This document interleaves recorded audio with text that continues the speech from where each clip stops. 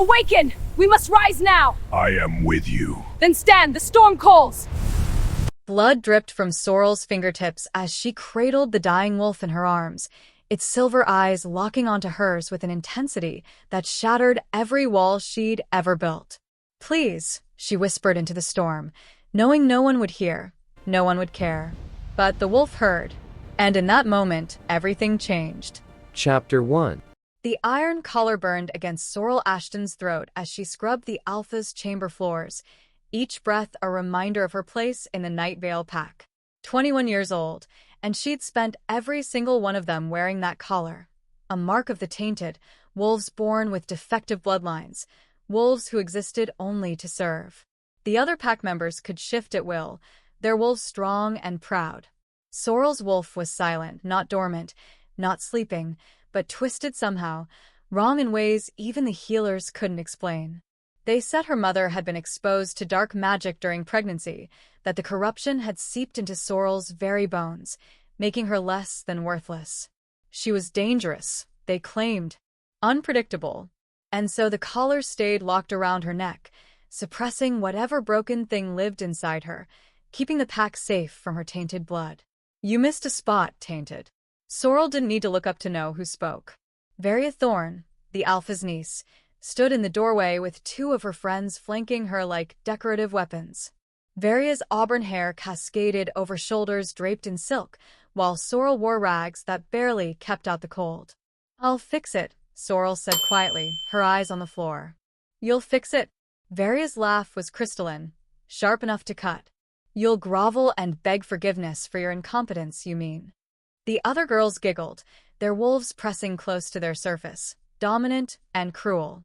Sorrel's collar heated, responding to the nearby shift energy, burning a ring of fresh pain into her skin. She bit back a gasp. "I'm sorry," Sorrel whispered, hating herself for the words. "Please forgive my incompetence." "Better." Varia stepped closer, her expensive boots clicking on the polished floor Sorrel had spent 4 hours cleaning. But the Alpha expects perfection tonight. The Crimson Veil Pack is sending their heir for negotiations, and if there's even a speck of dust. She leaned down, her breath hot against Sorrel's ear. "I'll make sure the enforcers know exactly who to blame."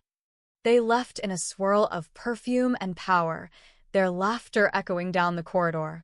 Sorrel remained on her knees, trembling not from fear but from rage she could never, ever show. The Night Vale Pack compound sprawled across a valley like a scar on beautiful land.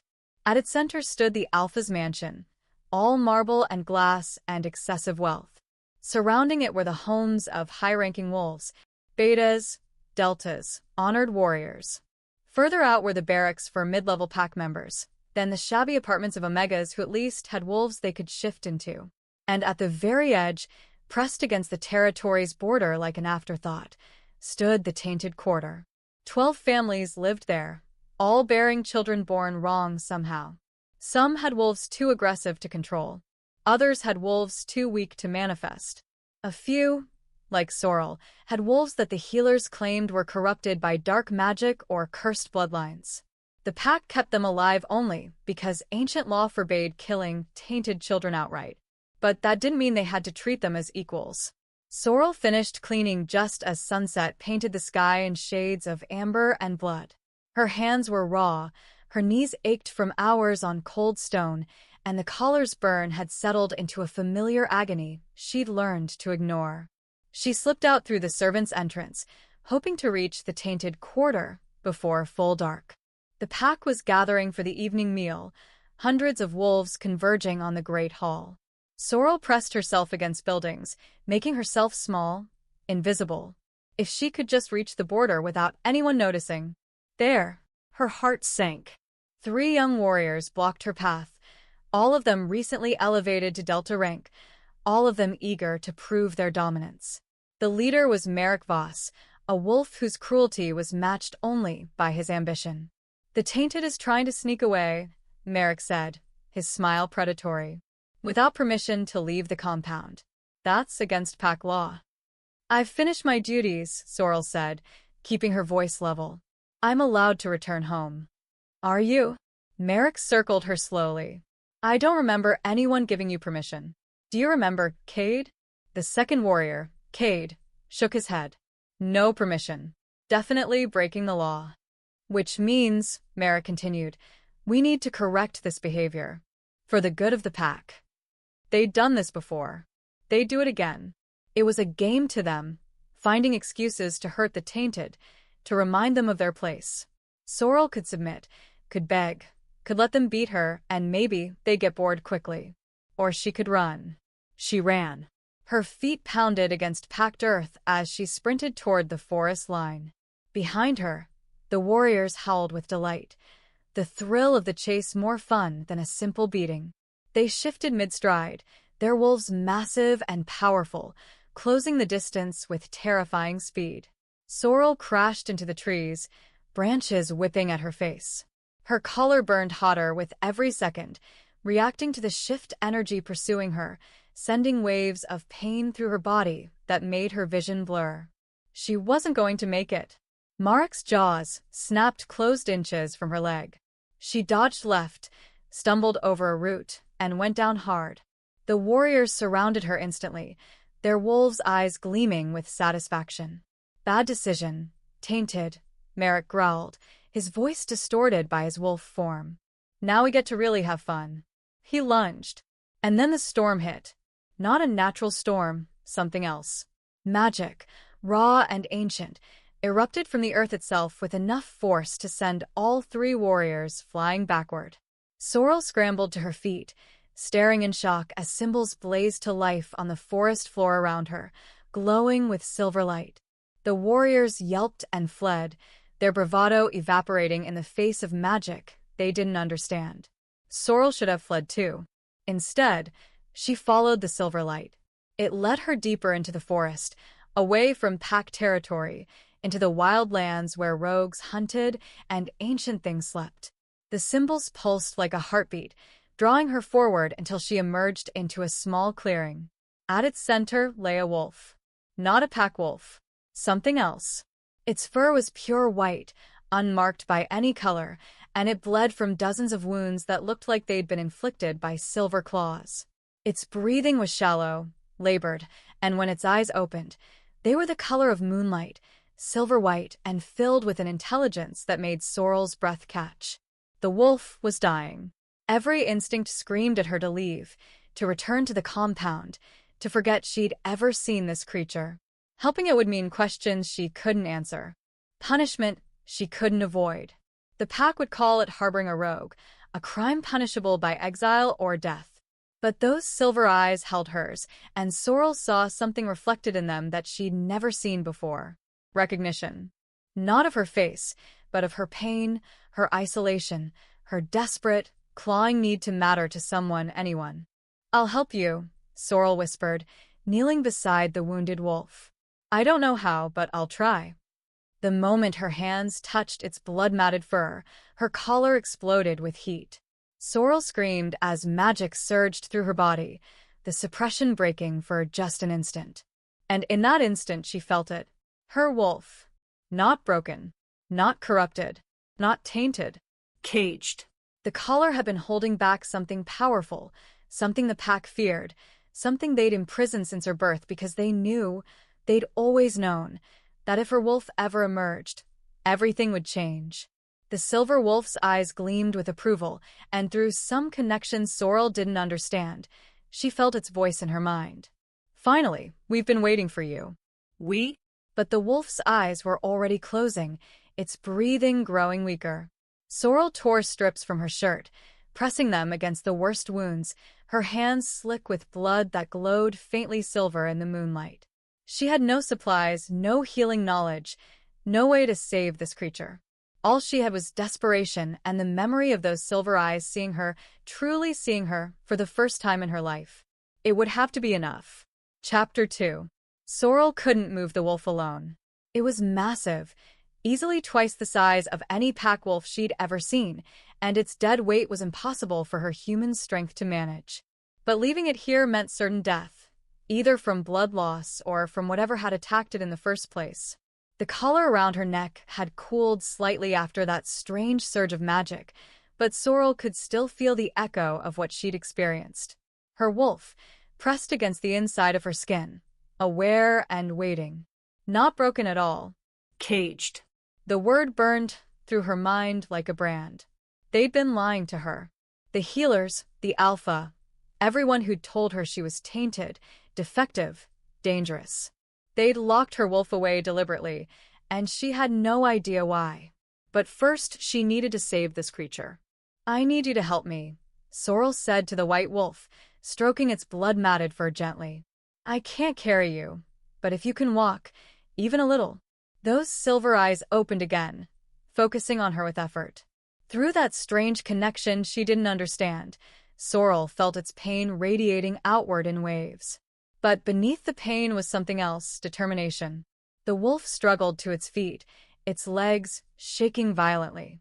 Sorrel supported as much of its weight as she could, her arms burning with the strain, and together they stumbled deeper into the forest.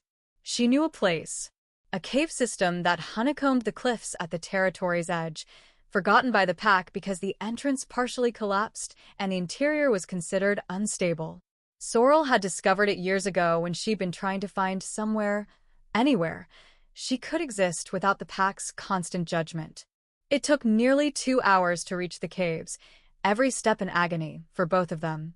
The white wolf left a trail of blood behind them, and Sorrel knew that if anyone came looking, they'd be found instantly. But she couldn't think about that now. Couldn't think about the consequences. All she could think about was those silver eyes and the word they'd planted in her mind. We. The cave entrance was narrow, barely wide enough for the massive wolf to squeeze through. Inside, the space opened into a chamber about 20 feet across, with a ceiling high enough to stand in. Sorrel had stashed supplies here over the years, blankets salvaged from the trash, a few candles, a dented pot she'd stolen from the kitchens. She made a nest of blankets in the driest corner and helped the wolf lie down. In the candlelight, its wounds looked even worse. Deep slashes across its flanks, a puncture wound in its shoulder that still bled sluggishly, and burns, actual burns, that marked its legs and chest. "What attacked you?" Sorrel whispered, examining the injuries with hands that shook. What could do this? The wolf's response came not in words, but in images that flooded her mind. She saw other wolves, not white like this one, but glowing with the same silver light. Saw them surrounded by darkness that moved like liquid shadow. Saw them fighting, dying, scattering in all directions to escape whatever hunted them. And she saw this wolf, the last one standing, drawing the darkness away from its companions before collapsing in the clearing where Sorrel had found it. "You saved them," Sorrel breathed. "The others, you led the attack away so they could escape." A faint rumble of acknowledgement. Sorrel had nothing to treat wounds this severe. No medicine, no healing supplies, not even clean water. The cave's back wall wept moisture that collected in shallow depressions, but using that would risk infection. She needed help. Real help. But the only help available was back at the compound, and bringing anyone here would mean revealing what she'd done. The wolf's breathing grew more labored. Its eyes began to close. "No," Sorrel said sharply, placing her hands on its chest. "No, you don't get to die. Not after showing me." Her voice broke. She didn't even know what this creature had shown her, exactly. Just that for the first time in 21 years, someone had looked at her and seen something other than a mistake, a burden, a tainted thing to be controlled and contained. Magic sparked under her palms. Sorrel gasped, pulling back, but the wolf made a sound, almost a whine. Through their connection, she felt its request. It's a plea. "Don't stop. Your magic, it can heal."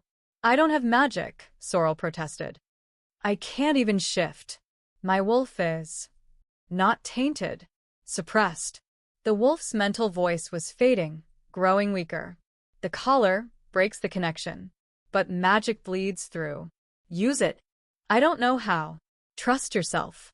Trust your wolf. Sorrel placed her shaking hands back on the wolf's chest, closing her eyes. She reached inward, past the collar's burning suppression, past years of being told she was broken, past the fear and shame and anger. And she found her wolf. It wasn't small or weak or corrupted. It was magnificent, powerful beyond anything she'd imagined, with fur the color of midnight and eyes that burned like stars. And it was furious, rage at decades of imprisonment radiating from every part of its being. But when it sensed Sorrel's presence, the rage gentled. Finally, her wolf whispered, "I've been waiting so long." Why? Sorrel thought desperately. Why did they cage you? Because I'm not like them. Neither are you. We're what they fear most. What's that? Free. Her wolf pressed against the collar's barrier, and magic flowed through the cracks. It poured down Sorrel's arms, into her hands, and into the dying white wolf beneath them. Silver light blazed in the cave, so bright Sorrel had to squeeze her eyes shut. The wolf's wounds began to close. Not quickly. The injuries were too severe for instant healing, but the bleeding stopped. The burns faded from angry red to pink, and the puncture wound sealed enough that it no longer threatened immediate death. When the light finally faded, Sorrel collapsed beside the white wolf, gasping. The collar was burning hot again, punishing her for using magic it was designed to suppress. But she'd done it. Somehow, impossibly, she'd healed enough to keep this creature alive. The wolf's silver eyes opened, clearer now, stronger. "Thank you," it said in her mind. "You saved my life." "Who are you?" Sorrel whispered. "What are you?"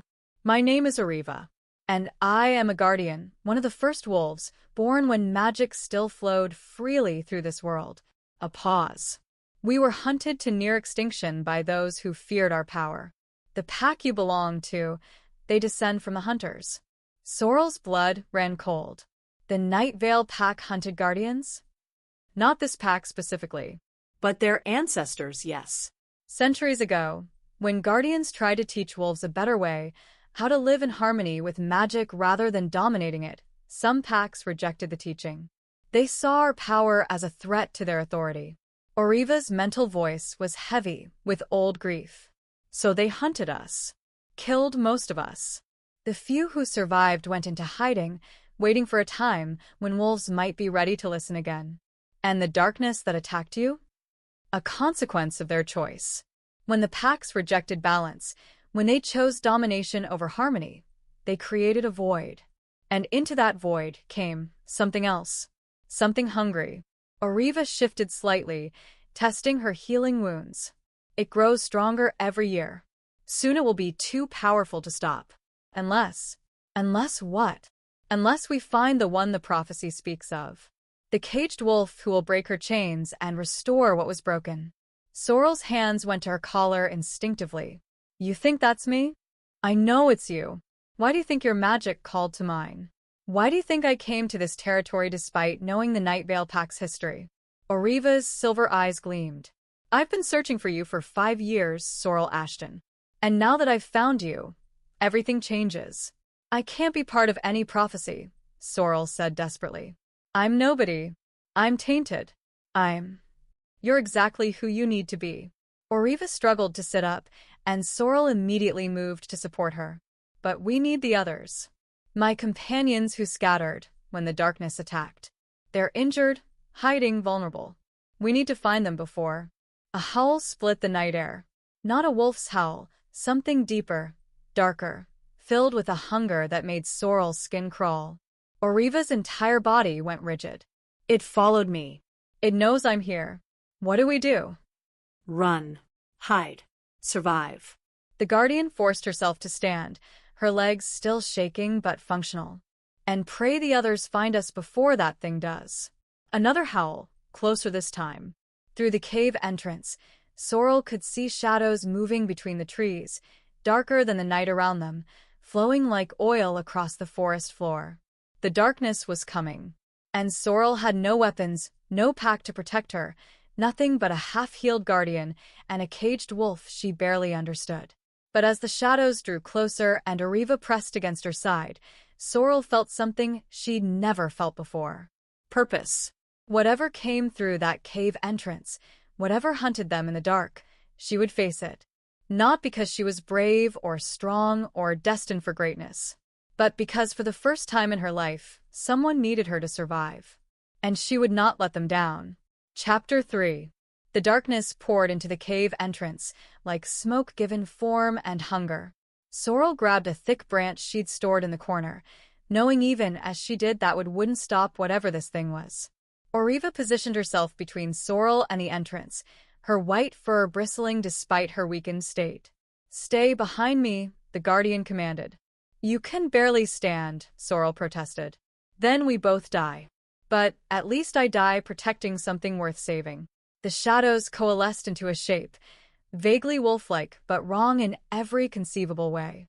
Its eyes were empty voids, its mouth open too wide, and when it moved, reality seemed to bend around it like the world itself was trying to reject its presence.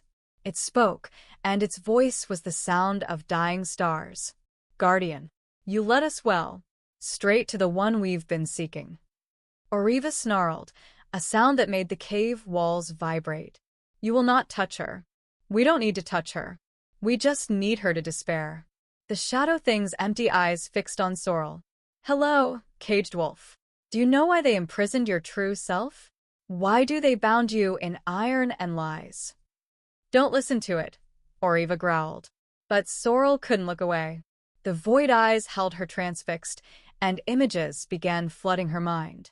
Not gentle like Ariva's mental communication, these were forced in, invasive, violating.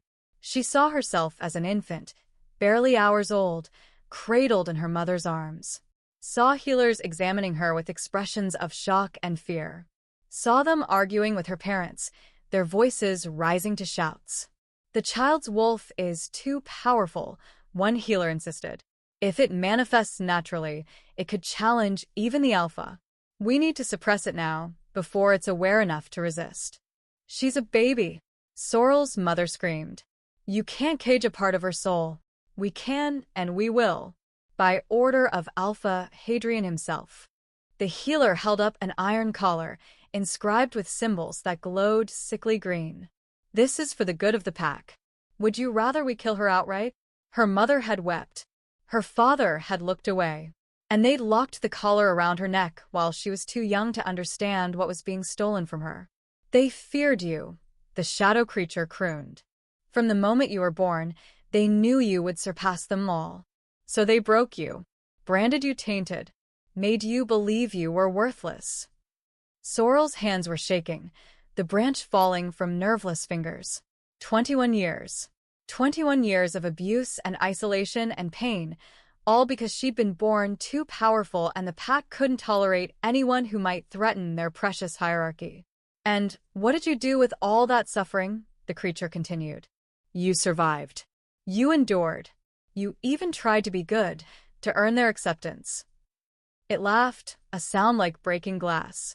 "But they will never accept you, never love you. To them, you will always be the tainted thing they should have killed." "Stop," Sorrel whispered. "Why?" "The truth is so much more effective than lies. You want to know the best part?"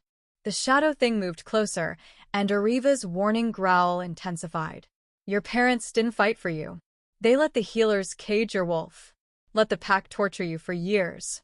And when you were old enough to ask questions, they fed you the same lies everyone else did. That's enough." Ariva lunged, her jaws snapping at the darkness, but the creature simply dispersed like smoke and reformed behind her. "The Guardian thinks she can save you. Thinks you're the prophesied one who will restore balance." Another horrible laugh. "But prophecies are just stories desperate creatures tell themselves. You're not a savior. You're a broken girl with a caged wolf, clinging to a dying guardian because you're too pathetic to survive alone." Something inside Sorrel cracked. Not breaking, opening. The rage she'd suppressed for 21 years, the fury at every beating, every insult, every moment of being told she was less than nothing, it all rose up like a tidal wave. And her wolf, pressed against the collar's barrier, rose with it. "You want me to despair?" Sorrel's voice was low, dangerous. "You want me to give up because my pack betrayed me? Because my parents failed me?" The shadow creature tilted its head, and for the first time, something like uncertainty flickered in those void eyes. "Here's the truth you don't want me to know," Sorrel continued, and her collar began to glow. Not with the sickly green of suppression, but with silver light that matched Ariva's eyes. They caged me because they were afraid. They hurt me because I was a threat. They called me Tainted because the truth, that I was powerful beyond their control, terrified them. The collar cracked, and I survived anyway. Despite everything they did, every way they tried to break me, I'm still here. Still standing. Still fighting. Another crack spiderwebbed across the iron. Ariva was staring at her with something like awe. Sorrel, your magic? You feed on despair, Sorrel said to the shadow creature. But I'm not despairing. I'm furious. And fury burns. The collar shattered. Magic exploded outward in a wave of silver fire that sent the shadow creature shrieking backward. Sorrel fell to her knees as her wolf surged forward, no longer caged, no longer suppressed. The transformation was instantaneous, one moment human, the next standing on four legs with fur the color of midnight and eyes that blazed like captured starlight. She was huge, larger than any pack wolf she'd ever seen, nearly Ariva's size, and power thrummed through every muscle like barely contained lightning. Impossible, Ariva breathed. You shifted without training, without preparation. But there was no time to marvel. The shadow creature was reforming, its rage palpable in the sudden drop of temperature that made frost spread across the cave walls. You think breaking your chains changes anything? It snarled. You're still alone, still hunted. And when the Night Vale Pack discovers what you've become, they'll kill you on sight. Then I'll die free, Sorrel growled, her new voice resonating with power that made the ground tremble. But I won't die easily. She attacked. Her wolf's instincts took over, guiding her movements with a grace that should have been impossible for a first shift. She tore through the shadow creature, her claws blazing with silver light that made it scream and disperse. But it kept reforming, kept coming, and Sorrel realized with growing horror that she couldn't kill it. Could only drive it back, delay it by time they didn't have. The cave has a back passage, Ariva said urgently. Narrow, partially collapsed, but we can squeeze through. It leads to the cliffs. And then what? Sorrel panted, still fighting the shadow creature's attempts to engulf her. Then we find the others. My companions.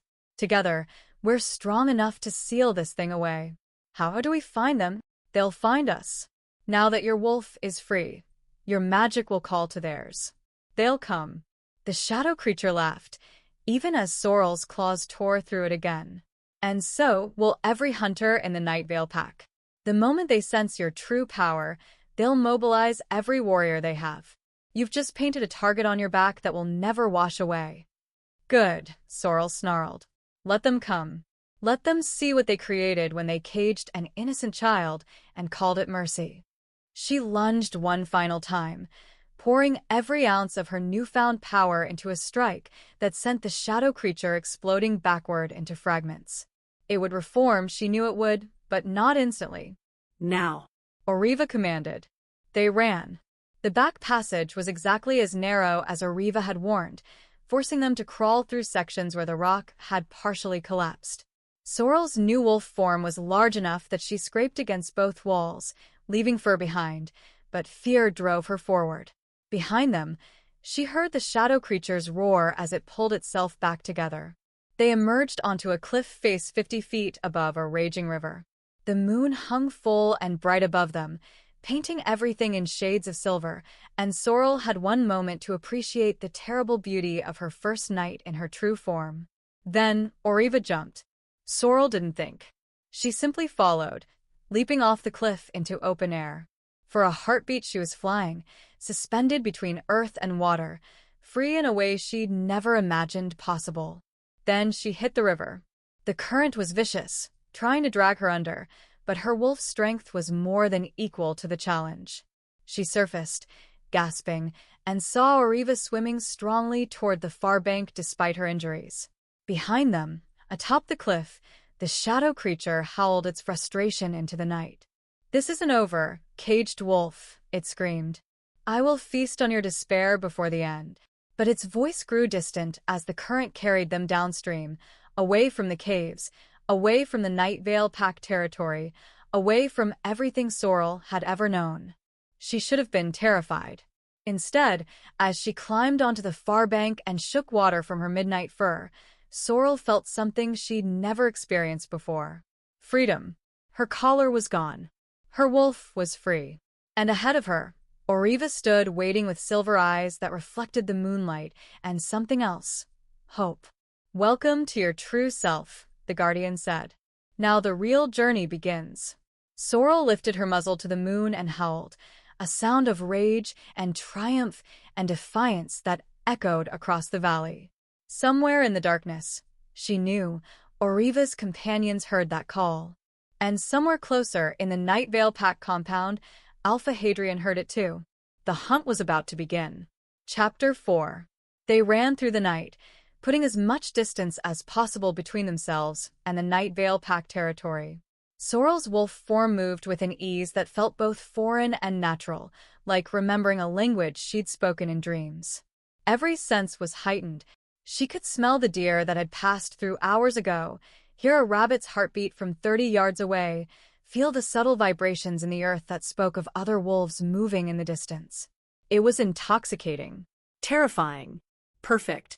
Ariva set a punishing pace despite her injuries, leading them north toward mountains whose peaks pierced the sky like broken teeth. The Guardian's white fur gleamed in the moonlight, a beacon that Sorrel followed with absolute trust, though she couldn't say why. Maybe because Ariva was the first creature in 21 years to look at her and see something worth saving. Dawn was breaking when they finally stopped, the sky bleeding pink and gold across the horizon. They'd reached the foothills, where ancient pines grew so thick that sunlight barely penetrated even at midday. Ariva led them to a hollow beneath an enormous fallen tree, a space just large enough for 2 wolves to rest. Sorrel collapsed immediately, her body shaking with exhaustion. She'd run for hours in a form she'd never inhabited before, and every muscle screamed in protest. "You need to shift back," Ariva said gently. "Your body isn't conditioned for extended time in wolf form. You'll damage yourself." "I don't know how," Sorrel admitted, and even in her wolf's mental voice, she could hear the embarrassment. The shift to wolf just happened. "I don't know how to reverse it." "Close your eyes. Feel the human part of yourself waiting beneath the fur. It's not separate from your wolf. It's the other half of who you are. Reach for it." Sorrel tried, but fear kept her frozen in wolf form. What if she couldn't shift back? What if breaking the collar had trapped her permanently in this shape? "Breathe," Ariva commanded. "Fear will lock you in place. Trust yourself." Trust. Such a simple word for something Sorrel had never been allowed to have. But she closed her eyes and reached inward, past the wolf's powerful instincts, past the newfound strength, searching for the human girl who'd spent 21 years surviving impossible circumstances. She was there, waiting. Not weaker than the wolf, just different. The shift back was smoother than the first transformation, a gentle flowing from one form to another. Sorrel found herself kneeling on the forest floor, naked and shivering, her skin marked with new scars that matched Ariva's healing wounds. "What?" She touched her shoulder, where silver lines traced the same pattern as the Guardian's injuries. "Why do I have your scars?" "The healing magic created a bond between us," Ariva explained, shifting to her human form as well. She was tall, willowy, with hair as white as her fur, and those same unsettling silver eyes. "When you poured your power into saving my life, you tied our fates together. My wounds became yours, just as your strength became mine. Is that normal?" "Nothing about you is normal, Sorrel Ashton." Ariva smiled, and it transformed her face from otherworldly to almost warm. But normal is vastly overrated. She pulled clothing from a pack Sorrel hadn't noticed before, simple traveler's garb that fit well enough. Sorrel dressed quickly, hyper-aware of her vulnerability in human form after the wolf's power. "Tell me about the others," Sorrel said as they settled into the hollow to rest. "The guardians who scattered when the darkness attacked." Who are they? Oriva's expression grew distant. "There are 2 others left from my pack. "The Lyra and Kellinor. We've been together for nearly 3 centuries," searching for wolves who might help us fight the darkness. 3 centuries? Sorrel's eyes widened. How old are you? Old enough to remember when packs lived in harmony with magic instead of trying to dominate it. Old enough to have watched the darkness grow from a whisper to a scream. Ariva touched the silver scars on her arms. We thought we had more time. Thought we could find you, train you, prepare you properly. But the darkness is accelerating. It's learned to track us specifically, to hunt guardians because we're the only ones who remember how to seal it away. How do we find the Lyra and Kellinor? They're injured, hiding, but they'll sense your awakened magic. Give them time. Ariva's silver eyes searched Sorrel's face. In the meantime, we need to talk about what happens next. The Night Vale Pack will be hunting you. Alpha Hadrian can't allow a wolf as powerful as you to exist outside his control. Sorrel's jaw tightened. Let him hunt. I'm not going back to that collar. I'm not going back to being their punching bag. I wouldn't ask you to. But you need to understand what you're facing. Ariva settled against the hollow's curved wall. Hadrian isn't just an alpha. He's a descendant of the hunters who nearly exterminated the Guardians. His bloodline has spent centuries consolidating power, eliminating anyone who might challenge their authority. They've built an entire society on domination and fear. They caged me when I was a baby, Sorrel said quietly. Told everyone I was tainted, dangerous. Made my whole life a punishment for the crime of being born powerful. Because if you'd grown up knowing your true strength, you would have challenged everything they built. You would have shown other wolves that there's another way to live. Ariva's voice was gentle but firm. That's what terrifies them most. Not your power itself, but what your existence proves, that their hierarchy, their cruelty, their entire system is a choice, not a necessity. The words settled into Sorrel's chest like stones, heavy with truth she'd always sensed but never articulated. The prophecy you mentioned, she said. What does it actually say? Ariva was quiet for a long moment. When she spoke, her voice took on a formal cadence, as if reciting something ancient and sacred. When chains break and cages open, when the rejected claims her birthright, 3 guardians shall stand with the caged wolf. Together they will face the darkness born of wolves' rejection of balance. Together they will restore what was broken, or fall with the world they tried to save. Cheerful, Sorrel muttered. Prophecies rarely are. A faint smile. But here's what it means practically. The darkness exists because packs like the Night Vale rejected harmony in favor of domination. They created a void where balance should be, and something hungry filled that void. The only way to seal the darkness is to restore balance. How? By showing wolves there's another way. By building something better than what Hadrian and his kind have created. Ariva met her eyes. By becoming the leader the prophecy says you're meant to be. Sorrel laughed, the sound bitter. I can't lead anyone. I don't know how to fight properly, I barely understand my wolf, and until last night, I couldn't even shift. What kind of leader would I be? The kind who spent 21 years surviving what should have destroyed you. The kind who risked everything to save a dying stranger. The kind who broke chains that were designed to be unbreakable. Ariva leaned forward. Sorrel, true leadership isn't about being the strongest or the most skilled. It's about being willing to stand when everyone else kneels. Being willing to fight for something bigger than yourself. I don't want to be a leader. I just want to be free. Then you'll get neither. Ariva's voice turned hard. Because Hadrian will never stop hunting you. The darkness will never stop trying to consume you. And the Lyra and Kellinor will die trying to protect you if you don't step into the role you were born for. The words hit like physical blows. Sorrel wanted to rage at the unfairness, to scream that she'd never asked for any of this, that she deserved the chance to simply exist without the weight of prophecy and expectation crushing her. But deep down, beneath the fear and anger, she knew Ariva was right. Freedom wasn't just breaking the collar.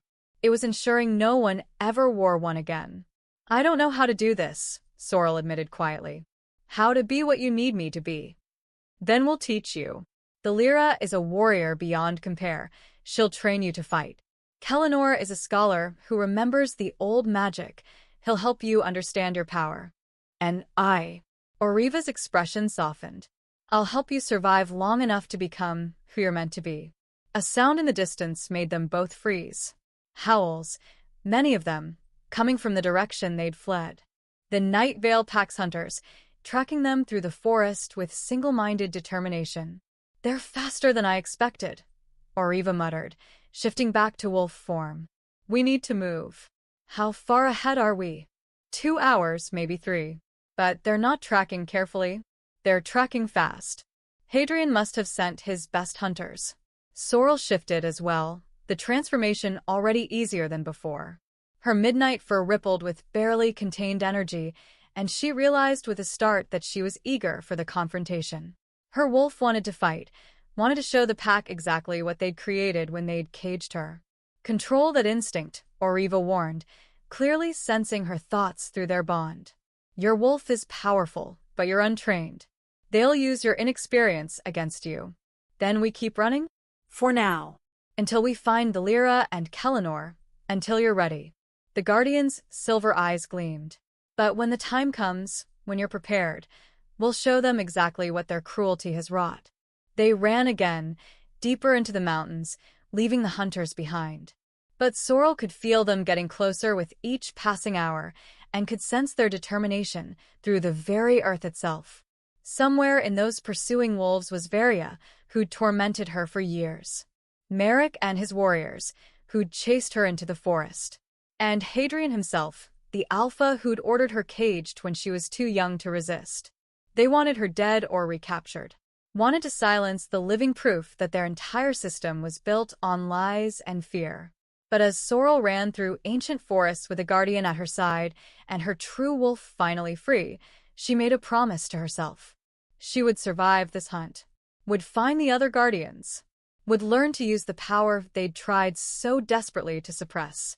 And when she was ready, when she was strong enough, she would return to the Night Vale Pack. Not as their victim, as their reckoning. Chapter 5. 3 days of running. 3 days of sleeping in hidden hollows and drinking from mountain streams.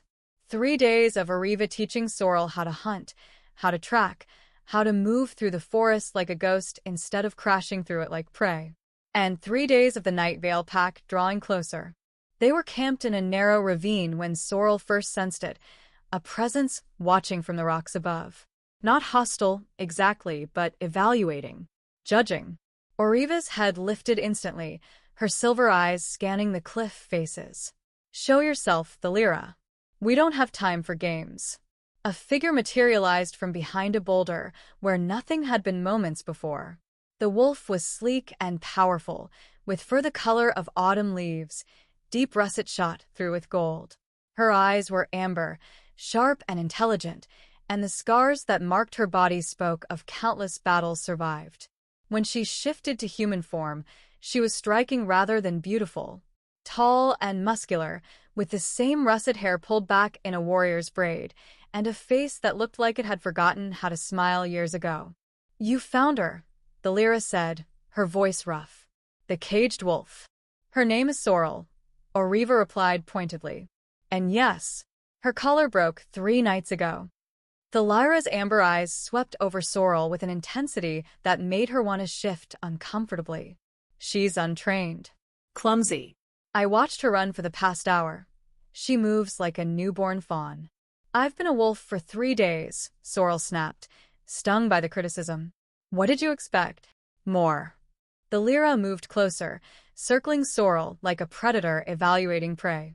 The prophecy spoke of the caged wolf as our salvation. I expected someone who could actually fight.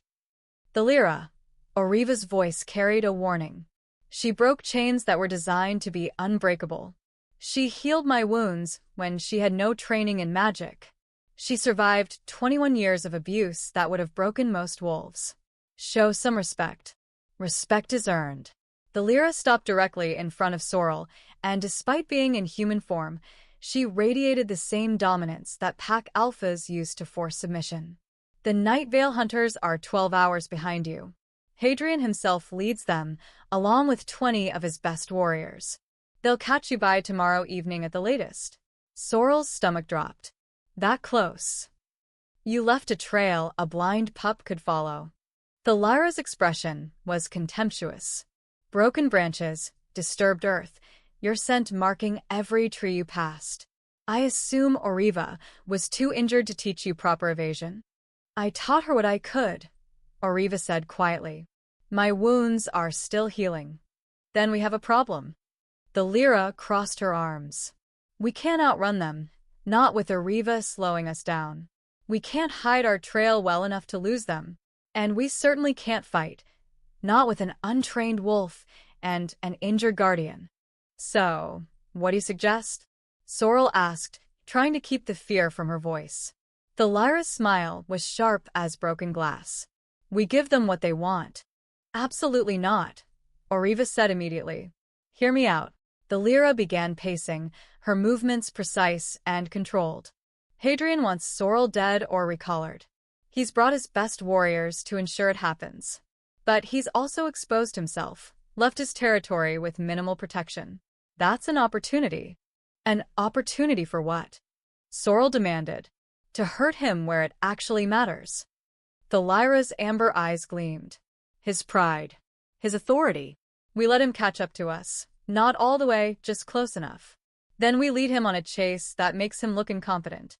Make him waste resources, time, and energy chasing shadows. When he finally returns to his territory empty-handed and exhausted, his pack will question whether he's still fit to lead. That's a dangerous game, Ariva said slowly. If we miscalculate even slightly, Sorrel dies. We're not playing it safe either way. The Lyra gestured at the ravine around them. But at least this way, we're on the offensive, making him react to us instead of the other way around. Sorrel found herself considering it despite the terror curling in her gut. What would I need to do? Be bait. The Lyra's bluntness was almost refreshing after Ariva's gentle guidance. Show yourself just enough to keep them chasing. Learn to move like a wolf instead of a clumsy human in fur. And most importantly, trust that Ariva and I won't let them actually catch you. You want me to trust you when you've spent the last 10 minutes telling me how inadequate I am? I want you to understand what you're facing. The Lyra's voice softened slightly. The Night Vale pack trained their warriors from childhood to hunt and kill. You've had 3 days. If you go into this thinking you're ready to face them directly, you'll die. But if you accept that you're still learning, that you need our protection, that survival sometimes means running instead of fighting, then maybe you live long enough to become what the prophecy needs.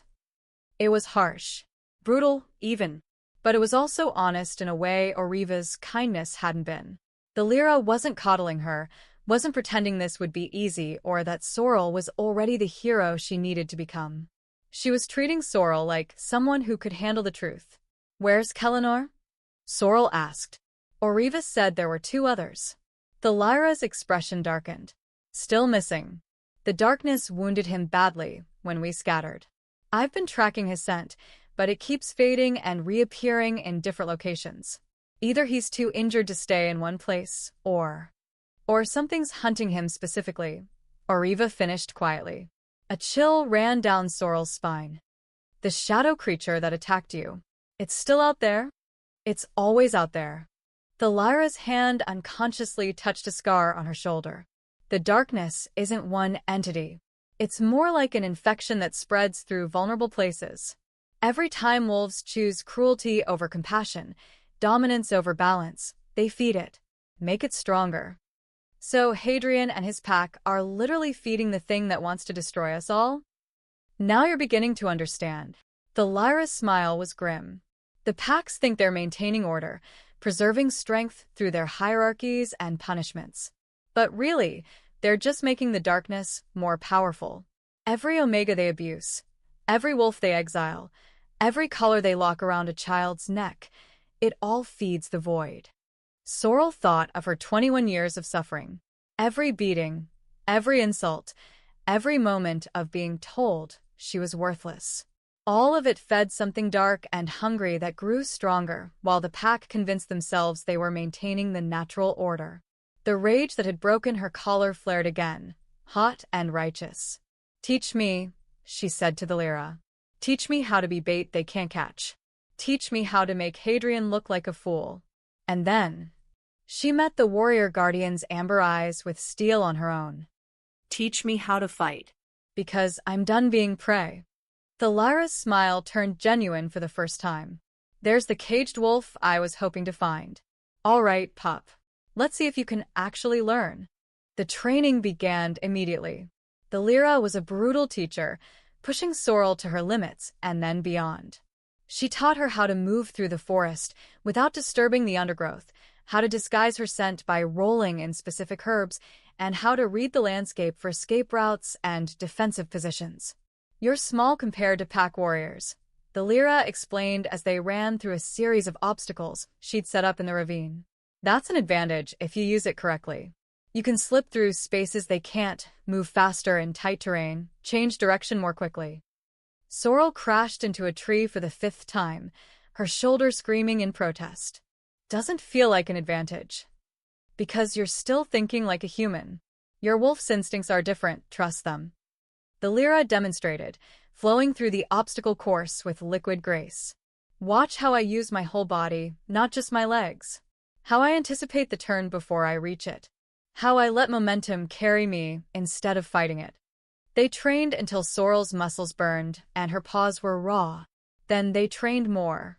Ariva watched from the sidelines, occasionally offering guidance, but mostly letting the Lyra push Sorrel to her breaking point. Again, the Lyra commanded when Sorrel collapsed for the 3rd time. I can't, Sorrel gasped. I'm done. The Night Vale hunters won't care that you're tired. They'll kill you whether you can run or not. The Lyra's voice was merciless. So get up, run it again. I said I can't. Then you'll die tomorrow. The Lyra turned away dismissively. I'll tell Kellinor the prophecy was wrong. That the caged wolf wasn't strong enough to break anything but her chains. The words struck like a whip. Sorrel forced herself to her feet, rage overriding exhaustion. You don't know anything about my strength. Prove it. Sorrel ran the course again. This time, instead of fighting her wolf's instincts, she surrendered to them. Let her body move without her mind's interference. And suddenly everything clicked. She flowed through the obstacles like water, her smaller size allowing her to dart through gaps, her heightened senses warning her of branches before she crashed into them. She wasn't as fast as the Lyra, wasn't as graceful, but she completed the course without falling. When she finished, both guardians were watching her with something like approval. Better, the Lyra said. Not good, but better. We'll make a runner out of you yet. They trained through the night, pausing only when Ariva insisted Sorrel needed rest or she'd collapse completely. As dawn broke, painting the ravine in shades of pink and gold, Sorrel shifted back to human form and drank deeply from the stream, her body shaking with exhaustion. The hunters will reach this area by sunset, the Lyra said, studying the sky. We need to be ready to move. What's the plan exactly? Sorrel asked. We leave a trail heading east, toward the Crimson Vale territory. Make it look like you're seeking sanctuary with another pack. The Lyra's amber eyes gleamed with predatory satisfaction. Hadrian can't chase you onto another Alpha's land without causing a diplomatic incident. So he'll have to move carefully, slowly. That gives us time to circle back west, putting more distance between us. And when he realizes it's a false trail, he'll be furious, humiliated, and far from home. The Lyra's smile was vicious. Exactly what we want. Ariva shifted uncomfortably. This still feels too risky. If they catch her scent and realize she's doubling back. They won't. I'll mask it. The Lyra pulled out a pouch from somewhere Sorrel hadn't noticed. Herbs that confuse tracking. Not perfect, but combined with Sorrel's improving evasion skills, it should be enough. They spent the day preparing. The Lyra showed Sorrel how to apply the scent-masking herbs, how to create false trails by deliberately breaking branches in misleading directions, and how to use water to obscure their path.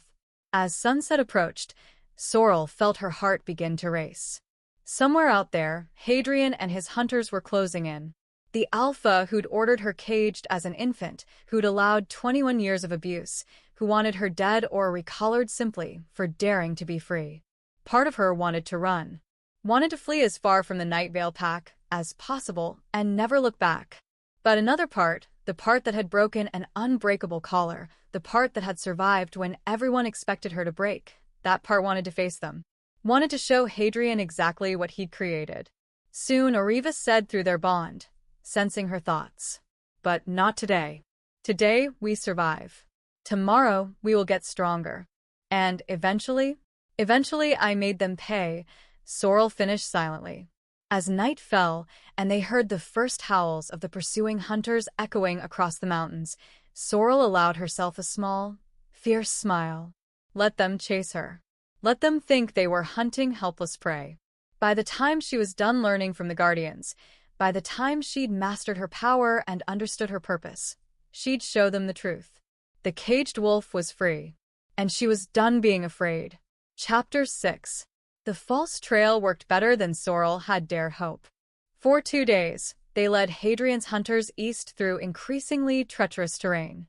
Sorrel could hear them behind her, their howls echoing across valleys, close enough to keep the fear sharp but far enough that the Lyra's training made the difference between capture and escape. On the 3rd day, they circled back west, using a river to wash away their scent and the masking herbs to confuse any tracker who picked up their trail. By the time Hadrian realized he'd been deceived, they were 50 miles in the opposite direction, tucked into a series of caves that the Lyra claimed were hidden by ancient guardian magic. "He'll be furious," Ariva said, a hint of satisfaction in her mental voice. They were resting in the largest cave, a space with walls covered in symbols that glowed faintly silver in the darkness. Hadrian's pride is legendary. Being outsmarted by a newly shifted wolf he considered tainted, it will eat at him. Good. Sorrel stretched her sore muscles, still aching from days of constant running. Let him suffer. Don't underestimate his rage. The Lyra was examining the cave walls with a frown. A humiliated alpha is a dangerous one. He won't give up, he'll just get more vicious. Then we keep training. Keep getting stronger. Sorrel met the warrior guardian's amber eyes. Until I'm ready to face him directly. That could take months. Years, even. The Lyra's expression was unreadable. Are you prepared for that? To live as a fugitive, always running, always hiding. I've lived as a prisoner for 21 years. Being a fugitive seems like an improvement. A sound from deeper in the cave system made all 3 of them freeze. Not the scraping of rock or drip of water, but something else, a whimper, pained and desperate. The Lyra shifted to wolf form instantly, placing herself between the sound and Sorrel. Stay behind me. But Ariva moved forward instead, her silver eyes wide. That's Kellenor. I know his voice. They navigated deeper into the caves, following the sound through passages so narrow they had to crawl. The symbols on the walls grew brighter as they progressed, pulsing in rhythm with something Sorrel could feel but not name. The passage opened into a chamber that took Sorrel's breath away. It was massive, easily 100 feet across, with a ceiling that disappeared into darkness above. The walls were covered in carvings, not just symbols, but entire scenes depicting wolves in forms both familiar and alien. Wolves that walked between shapes, neither fully human nor fully animal. Wolves that commanded elements, that healed with touch, that spoke to the earth itself. And in the center of the chamber, collapsed beside a pool of crystal-clear water, lay a wolf unlike any Sorrel had seen. His fur was silver blue, the color of moonlight on water, and he was enormous, even larger than Ariva. But he was also dying. Deep wounds covered his body, and these weren't like the injuries Ariva had suffered. These wounds festered with darkness, black veins spreading from each gash like poison through his system. Kellenor. Ariva rushed to his side, shifting to human form. What happened? We've been searching for weeks. The massive wolf's eyes opened, revealing irises that swirled with colors Sorrel had no names for. When he spoke, his mental voice was weak, but tinged with warmth despite the pain. Ariva, you found her. The caged wolf. Save your strength, Ariva said, her hands hovering over his wounds as if afraid to touch them. We need to heal you. No time. Kellenor's gaze shifted to Sorrel, and she felt the weight of centuries in that look. The darkness, it's learned to corrupt guardian wounds. Prevent them from healing. I've been running for 3 weeks, trying to lead it away from you, but... His words dissolved into a whimper of agony as the black veins pulsed, spreading further across his body. Sorrel knelt beside him without thinking, her hands moving to his wounds, just as they had with Ariva. But the moment her skin touched his fur, pain exploded through her body so intensely she screamed. It was like touching fire and ice simultaneously, her nerves shrieking in protest as the darkness in Kellinor's wounds tried to flood into her. She felt it probing, searching, looking for weaknesses it could exploit. Stop. The Lyra grabbed Sorrel's shoulders, trying to pull her away. You'll kill yourself. But Sorrel couldn't stop. Through the pain, through the darkness trying to consume her, she felt Kellinor's life force flickering like a candle in a storm. If she pulled away now, he'd die. And they'd lose one of the 3 guardians the prophecy said she needed. My wolf, Sorrel thought desperately, reaching inward past the pain. I need you. Her wolf surged forward, not fighting the darkness, but surrounding it, absorbing it into her midnight for like a sponge, soaking up poison. The pain intensified until Sorrel thought she might pass out, but she held on, drawing the corruption out of Kellinor's wounds and into herself. Silver light blazed from her hands, mixing with the darkness in a swirling storm of power that made the ancient symbols on the cave walls flare brilliantly. And then, suddenly, it was over. Sorrel collapsed backward, gasping, her body covered in black marks that slowly faded to silver scars matching both Ariva's and now Kellinor's wounds. The Guardian was breathing easier, the festering darkness gone from his injuries, though the wounds themselves still needed healing. Impossible, the Lyra whispered. She absorbed corrupted magic and survived. That should have killed her. She's the caged wolf, Kellinor said, his mental voice stronger now. The one who can hold darkness and light simultaneously. The balance between extremes. He struggled to sit up, and Ariva immediately supported him. I knew you would be special, child, but this? I don't feel special, Sorrel muttered, examining the silver scars now marking her arms and chest. I feel like I stuck my hands in a fire. That's essentially what you did. Kellinor shifted to human form, revealing a man who looked to be in his 50s, with silver-blue hair and those same color-shifting eyes. He was tall and scholarly-looking, with the bearing of someone more comfortable with books than battles. Corrupted guardian magic is toxic to nearly everything. The fact that your wolf could contain it, neutralize it. What does it mean? Sorrel asked. It means the prophecy was more literal than we realized. Ariva was staring at Sorrel with something like awe. The caged wolf who will restore balance. You can literally hold opposing forces within yourself without being destroyed by either one. That's impossible, the Lyra protested. Magic doesn't work that way. Light and dark consume each other. They can't coexist. They can help her. Kellinor reached out, gently touching one of the silver scars on Sorrel's arm. Look. The darkness hasn't corrupted her. It's been transformed, held in balance with her natural magic. He laughed weakly. The Night Veil Pack caged you because they feared your power. They had no idea how right they were to be afraid. Sorrel looked at her hands, at the scars that marked her skin, at the evidence of magic she didn't understand coursing through her body. I don't know how I did it. I just knew Kellinor would die if I didn't try. Instinct, Kellinor said. Your wolf's instinct is tied to the ancient magic that created the first guardians. You acted on knowledge buried so deep you didn't even know you possessed it. Can you teach me to control it? Sorrel asked. To use it deliberately instead of just reacting? That's why I exist. Kellinor smiled, and despite his injuries, there was warmth in the expression. The Lyra teaches combat. Ariva teaches survival and healing. And I. He gestured to the carved walls around them. I teach the old magic. The power that flows through everything, that connects all wolves to the earth and each other. How long will it take? To master it completely? Decades. Kellinor's expression grew serious. To learn enough to survive what's coming? We have perhaps a month before the darkness realizes I'm still alive and comes hunting again. Before Hadrian regroups and resumes his pursuit with even more resources. A month. For weeks to learn magic that should take years, to prepare for battles she wasn't ready for, to become someone she'd never imagined being. It should have been impossible. But then, breaking an unbreakable collar should have been impossible too. Where do we start? Sorrel asked. Kellinor's smile widened. With understanding what you are.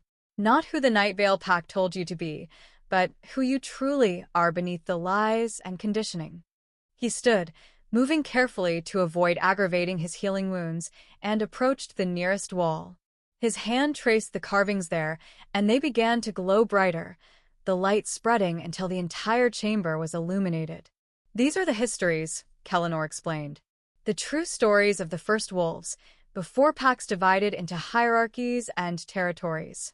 Before, dominance became more important than community. The carvings showed wolves in countless forms, some fully animal, some fully human, many somewhere in between. They hunted together, healed together, and raised young together. There were no collars, no rankings, no omegas forced to scrub floors while others lived in luxury. This is what we lost, Kellinor continued.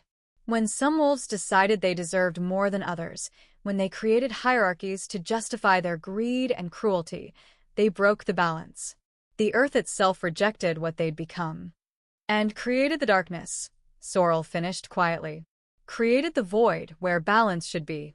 The darkness simply filled it. Kellinor turned to face her.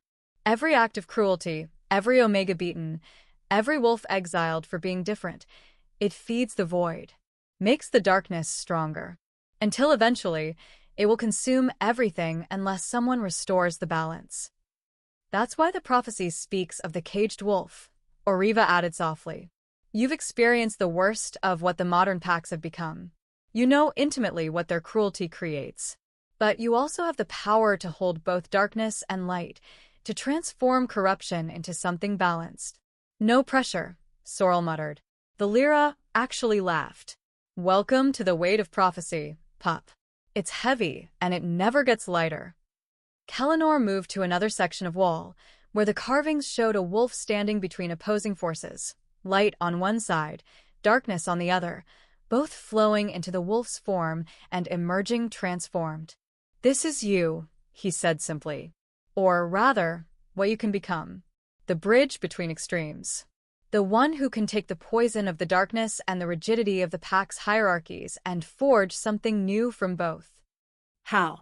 By learning to see magic as it truly is, not a weapon or tool, but a living force that responds to intention and emotion. By understanding that power without compassion becomes tyranny, and compassion without power becomes victimhood. Balance isn't choosing one extreme or the other. It's holding both simultaneously and knowing when each is needed. The words resonated through Sorrel's chest like a bell being struck. She looked at her scarred hands, at the evidence of darkness she'd absorbed and transformed, and for the first time since her collar broke, she felt something other than fear or rage. She felt purpose. Teach me, she said to Kellinor. Teach me everything. The scholarly guardian's eyes gleamed with approval. Then let's begin with the most fundamental lesson. Magic is not about force. It's about connection. Close your eyes. Sorrel obeyed, and Kellinor's voice continued, gentle but firm. Feel the earth beneath your feet. Not just physically, but energetically. Every living thing is connected through magic like roots beneath a forest. The packs forgot this truth when they built their hierarchies. They stopped feeling the connections and started seeing only divisions. Sorrel focused, reaching outward with senses she barely understood. And slowly, gradually, she began to feel it, threads of energy connecting her to Ariva, to the Lyra, to Kellinor. Connecting all of them to the earth itself, to the trees outside the cave, to the very stones surrounding them. This is the web of life, Kellinor said. Every wolf, every creature, every plant is a thread in it. When you healed Ariva, when you absorbed my corruption, you were working with these threads, strengthening them, cleansing them, restoring balance. But the Night Vale Pack, they're part of this web too? Yes. But they've twisted their threads, turned them into chains of dominance and submission. They feel the connections but pervert them, using them to control rather than commune. Sorrel thought of Hadrian, of Varia, of all the wolves who'd hurt her over the years.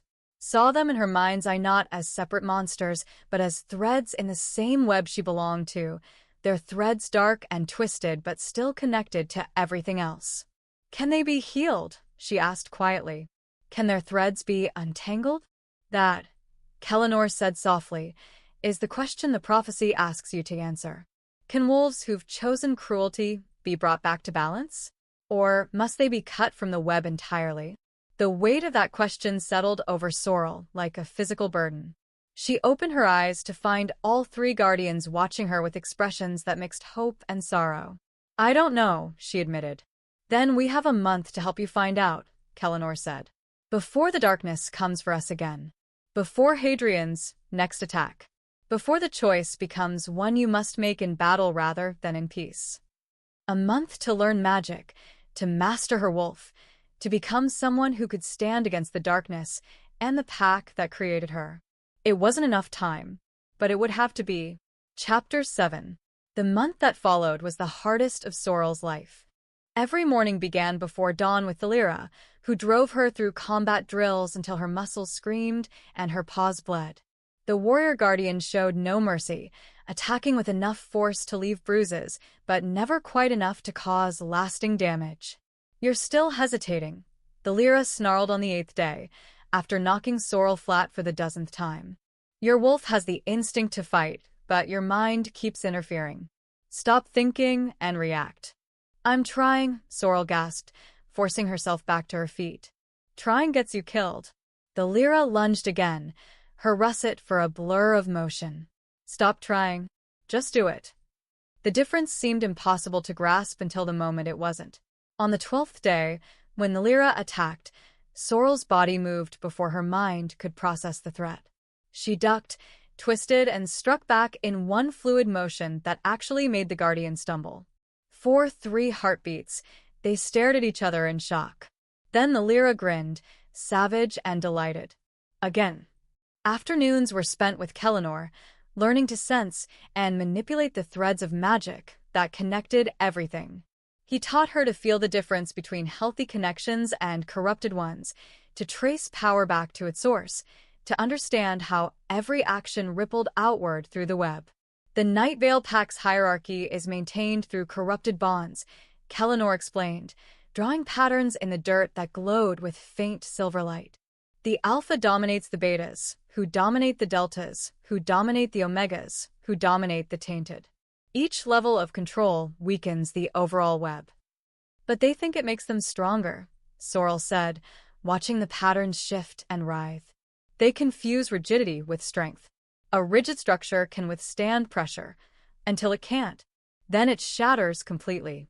Kellinor gestured, and the glowing pattern collapsed in on itself. A flexible web bends under pressure and returns to form. "That's true strength.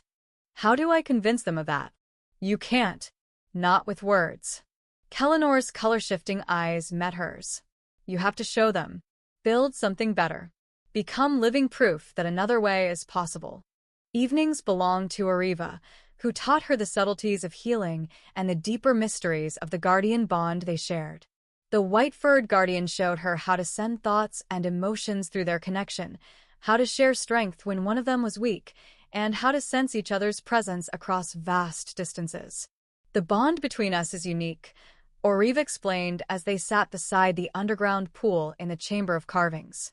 "Usually, guardian bonds form slowly, over years of companionship.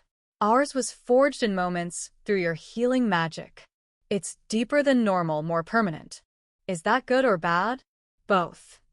Ariva smiled faintly. "It means we'll always be connected, able to help each other. But it also means if one of us dies, the other will feel like losing part of their soul." The thought made Sorrel's chest tighten.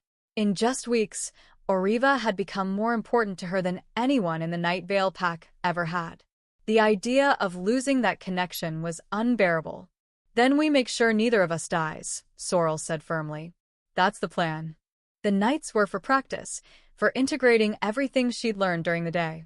Sorrel would run the obstacle courses Thalira set up, simultaneously trying to maintain awareness of the magical threads Kellenor taught her to sense while using the healing techniques Ariva showed her to repair her own injuries. It was exhausting, impossible, overwhelming, but slowly, incrementally, Sorrel improved. By the second week, she could run Thalira's courses without falling. By the third, she could sense approaching threats through the magical web before they materialized. By the fourth, she could heal minor wounds on herself and others without conscious thought. And her wolf was transforming from a newly freed prisoner into something magnificent. Her midnight fur grew thicker, sleeker. Her body packed on muscle from the constant training until she moved with a predator's grace. Her senses sharpened until she could track a rabbit by scent alone through 3 miles of forest, hear a mouse's heartbeat from 50 yards, see clearly in darkness, so complete other wolves would be blind. But the most profound change was internal. For 21 years, Sorrel had been taught that she was broken, tainted, less than worthless. The collar had suppressed her wolf, but the constant abuse had suppressed her spirit just as effectively. She'd moved through life trying to be invisible, trying not to draw attention, trying to survive each day without giving anyone an excuse to hurt her. Now, training with the Guardians, she began to understand what she actually was. Powerful, capable, Worthy. not because the prophecy said so, but because she chose to believe it. "You've grown," Thalira said on the 28th day, watching Sorrel complete an advanced combat sequence without a single mistake. Not just in skill, but in presence. "You carry yourself differently now." "I feel different," Sorrel admitted, shifting back to human form. "Like I'm finally inhabiting my own skin instead of borrowing someone else's. That's what freedom looks like." Thalira's expression was unusually soft. "You're becoming who you were always meant to be." That night, all 4 of them gathered in the Chamber of Carvings for what Kellenor called a synchronization. It was a ritual designed to deepen the bonds between them, to align their magic so they could work together as a cohesive unit. They sat in a circle around the underground pool, the water's surface perfectly still and reflective. Kellenor had drawn symbols around them in crushed silver stone, the same patterns that covered the cave walls. "When wolves work together with true harmony," Kellenor explained, "their power multiplies exponentially. But it requires absolute trust. Absolute openness. You must be willing to share not just your strength, but your vulnerabilities." "What does that mean practically?" Sorrel asked. "It means we'll feel each other's emotions, see fragments of each other's memories, and understand each other in ways words can never convey." Ariva's silver eyes were gentle. "It's intimate. Sometimes uncomfortable, but necessary if we're to face what's coming. The darkness is moving again," Thalira added bluntly. "I've felt it on the web these past 3 days. And Hadrian has put out a call to neighboring packs, offering rewards for information about a rogue wolf matching your description. They're both closing in." Sorrel's stomach clenched with familiar fear, but beneath it was something new. Determination. She'd spent a month learning, growing, and preparing. She wasn't the same terrified girl who'd fled into the forest. "I'm ready," she said. They joined hands, or paws, as Ariva and Thalira were in wolf form. Kellenor began speaking in a language Sorrel didn't recognize, the ancient wolf tongue that predated modern packs. The symbols around them flared to life, and magic surged through the circle. Sorrel gasped as emotions flooded her that weren't her own. From Ariva, love, fierce and protective, mixed with grief for the centuries she'd lived watching wolves destroy themselves. Pride in Sorrel's growth. Fear that it wouldn't be enough. From Thalira, respect, hard-won and genuine, alongside frustration that they had so little time. Determination to forge Sorrel into a warrior, even if it killed them both. A deep, abiding loneliness that came from outliving everyone she'd ever cared about. From Kellenor, hope, bright and stubborn, refusing to die despite countless disappointments. Sorrow for the world that had been lost. Wonder at Sorrel's potential. Terror that the darkness would corrupt her before she could fulfill the prophecy.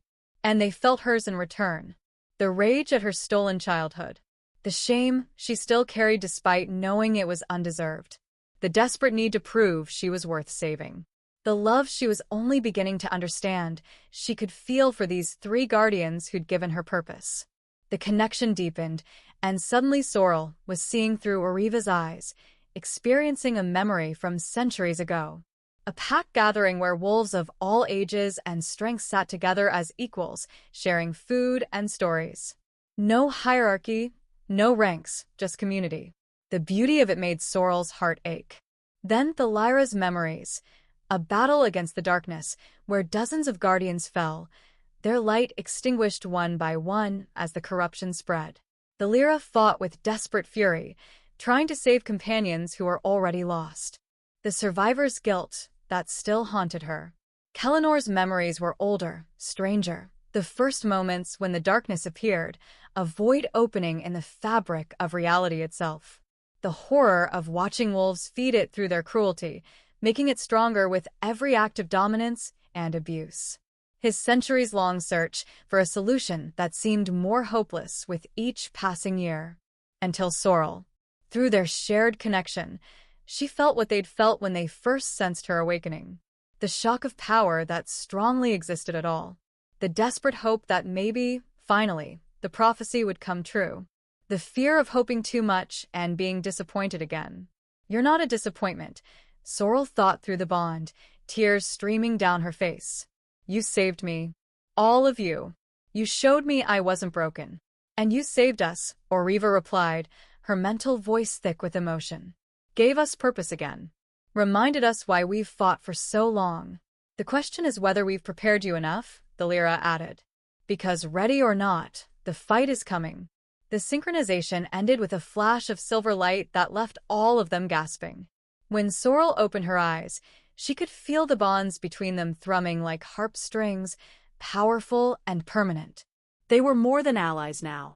They were packed. True pack, the way it was meant to be. "Tomorrow we move to a new location," Kellinor said, his voice hoarse. "These caves won't hide us much longer. The darkness knows the old guardian sites. It'll search for them systematically." "Where do we go?" Sorrel asked. "Somewhere the darkness won't be expected. Somewhere close to our enemies rather than far from them." Kellinor's smile was grim. "We hide in the last place Hadrian would think to look, right at the edge of his territory." "That's insane," Sorrel protested. "That's strategy." The Lyra stretched, her russet fur rippling. "He's searching outward, assuming you're running away. Getting closer puts us in his blind spot. And it lets us gather intelligence," Ariva added. "Learn his plans, identify weaknesses. When the final confrontation comes, and it will come, we'll need every advantage we can get." Sorrel wanted to argue, wanted to protest that she wasn't ready for this, that a month of training couldn't possibly prepare her for what they were suggesting. But through their newly formed bonds, she felt the Guardian's certainty. They believed in her, believed she could do this. Maybe it was time she believed it too. "All right," Sorrel said quietly. "We go back toward the Night Vale Pack. We prepare for the final confrontation. And when Hadrian comes for me," she met each of their eyes in turn, "we show him exactly what his cruelty created. Not just what it created," Kellinor corrected gently. "What it failed to destroy." That night, Sorrel dreamed of the chamber's carvings coming to life. She saw wolves transforming the world through balance rather than domination, through community rather than hierarchy. Saw the darkness shrinking, starved of the cruelty that fed it. And she saw herself standing at the center of it all, midnight fur blazing with silver light, no longer caged. Free. When she woke, the Guardians were already preparing to leave. They moved through the caves with practiced efficiency, gathering what few supplies they had, erasing evidence of their presence. Sorrel took one last look at the Chamber of Carvings, at the history of what wolves had once been and could be again. Then she followed her pack into the darkness, ready to face whatever came next. The Night Vale Pack thought they were hunting a fugitive.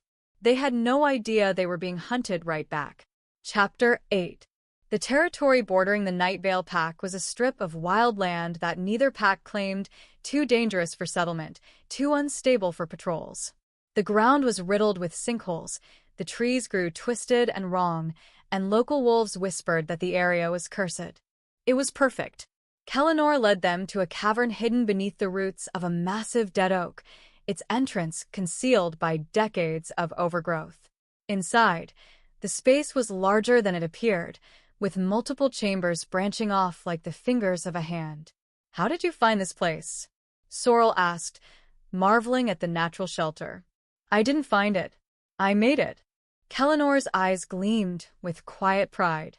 300 years ago, when the Guardians first realized we were losing the war against the darkness, we created safe houses throughout the territories. Places where magic itself would hide us from those who hunted. The Night Vale Pack doesn't know it exists. They've walked over it 1,000 times without sensing a thing. The Lyra was already mapping the space, identifying defensive positions and escape routes. Guardian magic predates their understanding. As long as we're careful, we can stay here for weeks. They settled in, establishing routines that would allow them to observe the Night Vale Pack without being detected. Ariva and Sorrel would scout during the day, using their bond to communicate silently across distances. The Lyra would patrol at night, her warriors' instincts alert for any sign they'd been discovered. And Kellinor would maintain the concealment magic, constantly reinforcing the wards that kept them hidden. On their third day in the new location, Sorrel and Ariva positioned themselves on a ridge overlooking the Night Vale compound. From this distance, they could observe the pack's movements without being close enough to be scented. What Sorrel saw made her blood run cold. The compound had transformed into a military camp. Warriors drilled in the training yards from dawn to dusk. Scouts came and went in organized rotations. And at the center of it all, directing everything with cold precision, was Hadrian. The Alpha looked older than Sorrel remembered. His hair had gone completely silver, and new lines carved his face. But his eyes burned with obsessive fury that was visible even from a distance. "He's not just hunting you," Ariva said quietly, following Sorrel's gaze. "He's preparing for war." "Against what?" "I'm one wolf." "You're a symbol. Proof that his control isn't absolute." Ariva's silver eyes narrowed. "Look at how the other pack members watch him. See the tension in their postures? They're afraid." Sorrel focused, using the magical sensing Kellinor had taught her. Through the web of connections, she could feel the Night Vale Pack's fear like a living thing. They were terrified not just of Hadrian's wrath, but of what Sorrel's escape represented. If one tainted wolf could break her collar and vanish, what did that mean for the system that kept everyone else in line? They're questioning everything, Sorrel realized. My freedom is making them wonder if their chains are necessary. Exactly, Ariva confirmed. And that's more dangerous to Hadrian's authority than any physical threat you could pose. Movement in the compound drew Sorrel's attention. A group of wolves was being dragged before Hadrian, 3 of them, all wearing the simple clothes that marked them as tainted. She recognized them, members of the families who lived in the quarter where she'd grown up. What she saw next made her surge to her feet, a growl building in her throat. Hadrian was having them collared. Not with the iron suppressors that Sorrel and other tainted wore, but with something worse, silver bands inscribed with symbols that glowed a sickly green.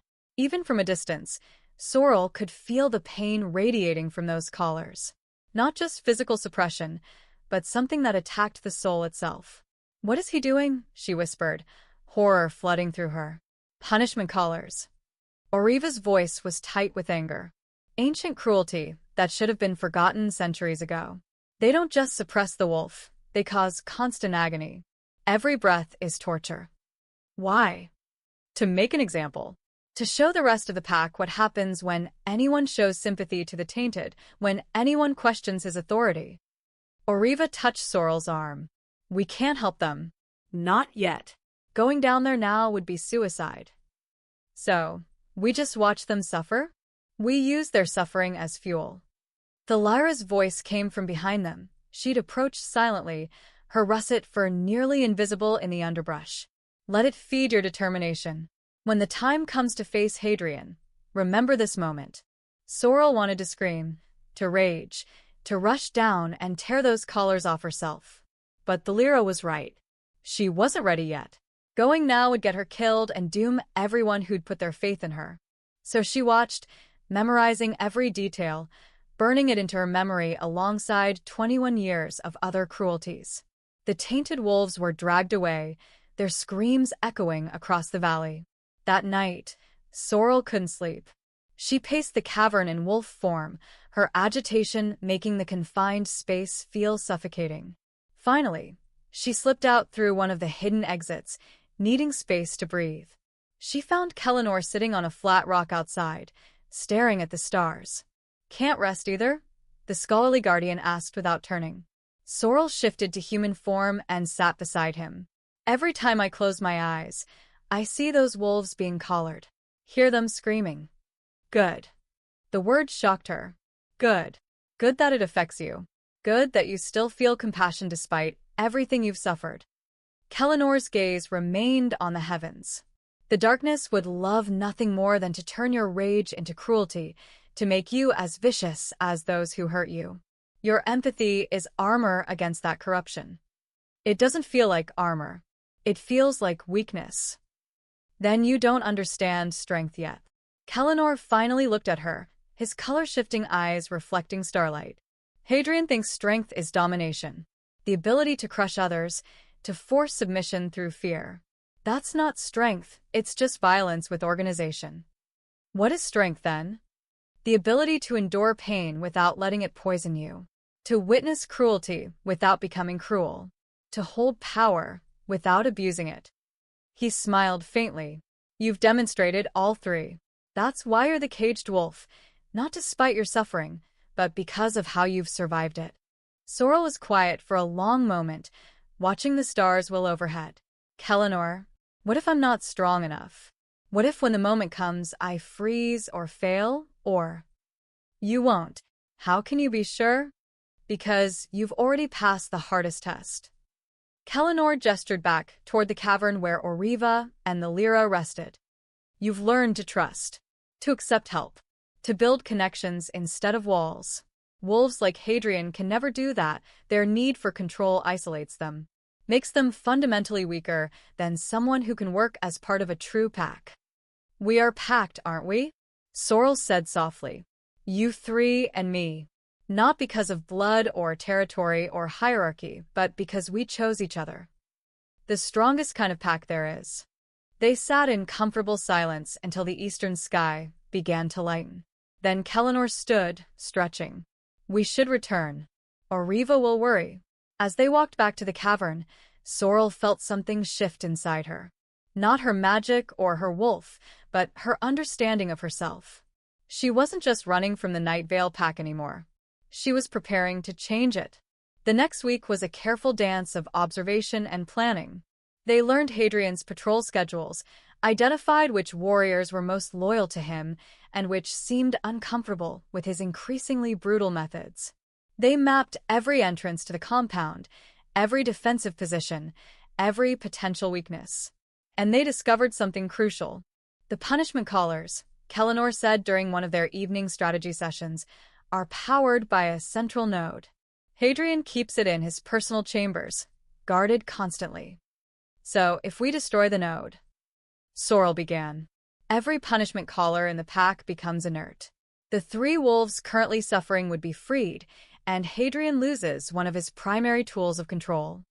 The Lyra's amber eyes gleamed. It would be a significant blow to his authority. It would also expose us, Ariva warned. The moment we attack the compound, Hadrian will know we're here. He'll mobilize everything against us. Then we make sure we're ready for that fight. Sorrel stood, decision crystallizing. We've been defensive this whole time, reacting to their moves. It's time we went on the offensive. You want to attack the compound directly? The Lyra sounded impressed despite herself. Not attack. Infiltrate. Sorrel began pacing, her mind working through the logistics. I grew up there. I know the servant passages, the blind spots in their patrols. I can get in and out without being detected. Absolutely not, Ariva said immediately.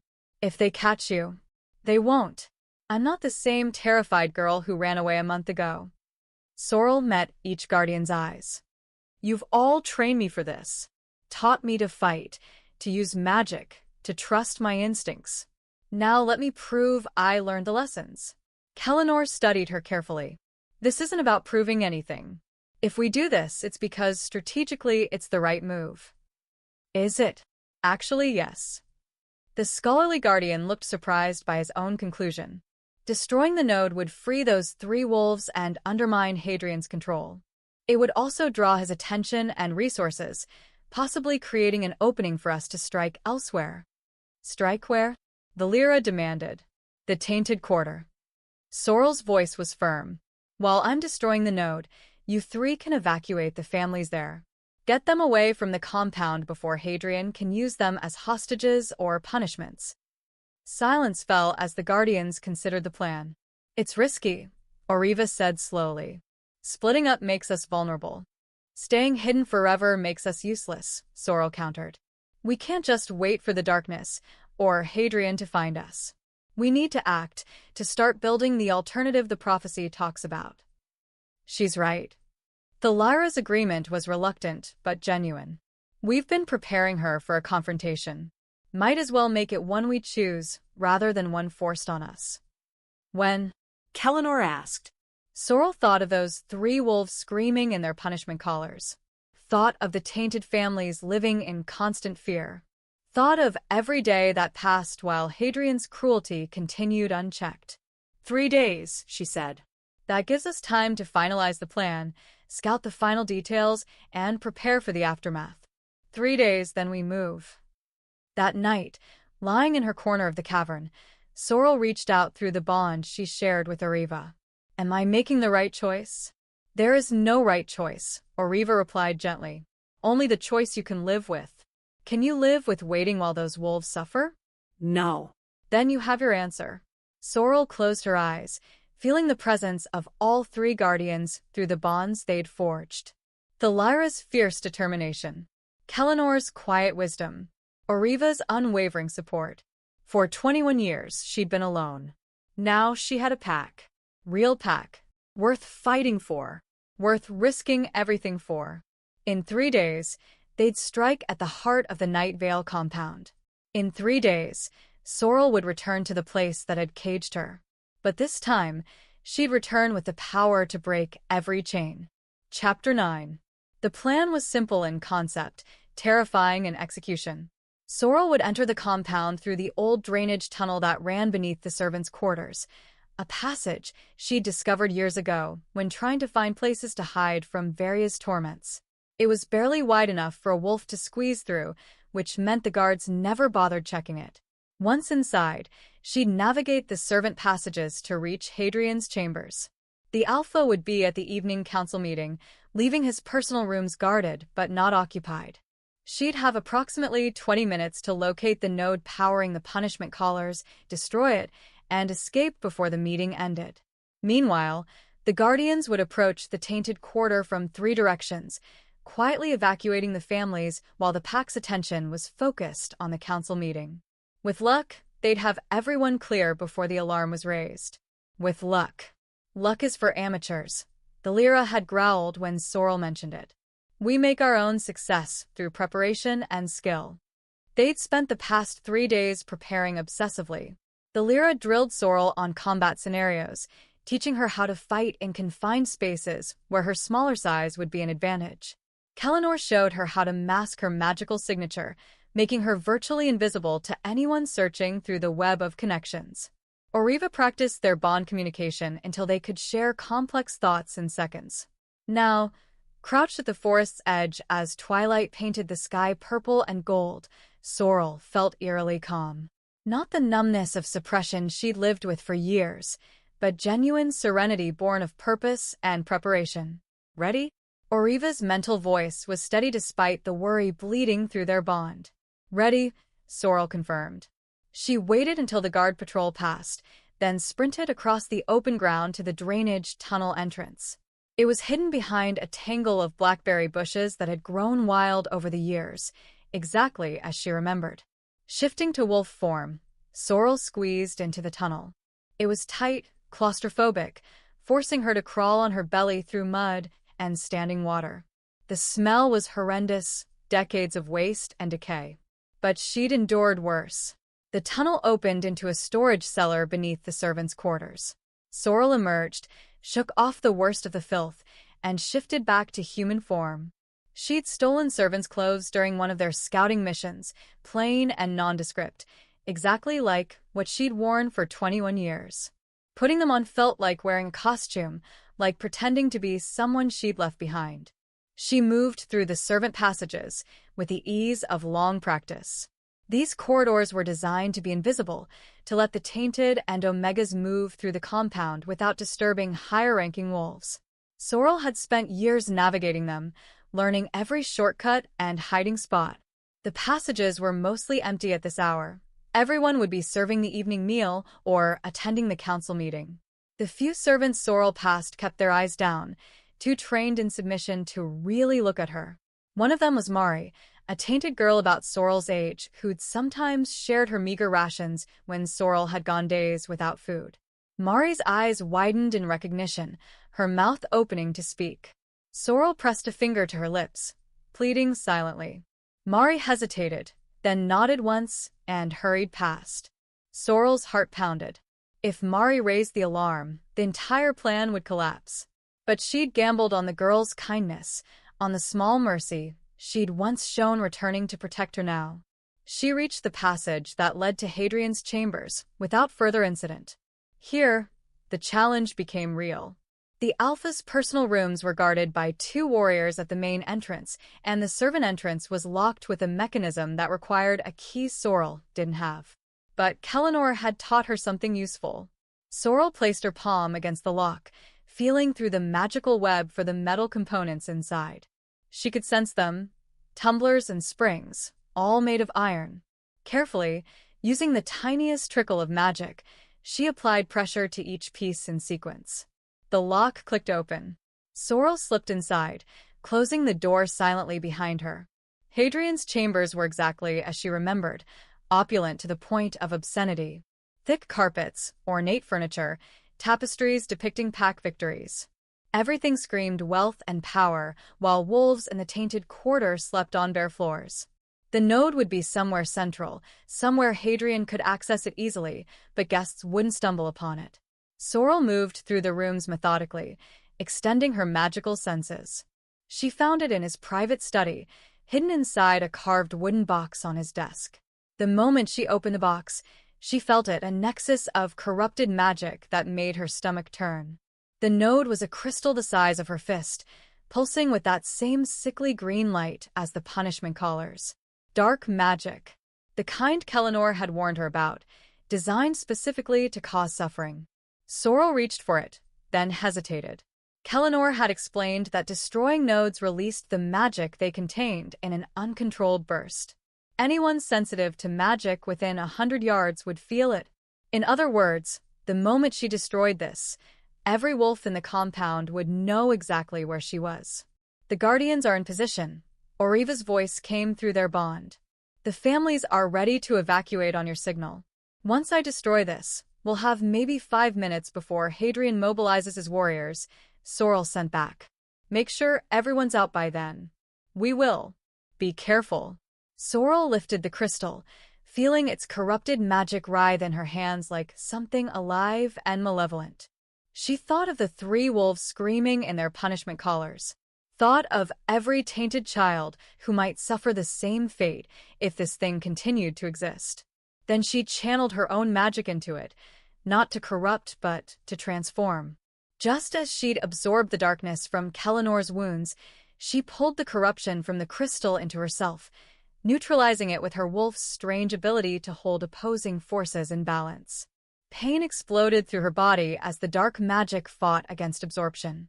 It felt like swallowing acid, like fire in her veins, but Sorrel held on.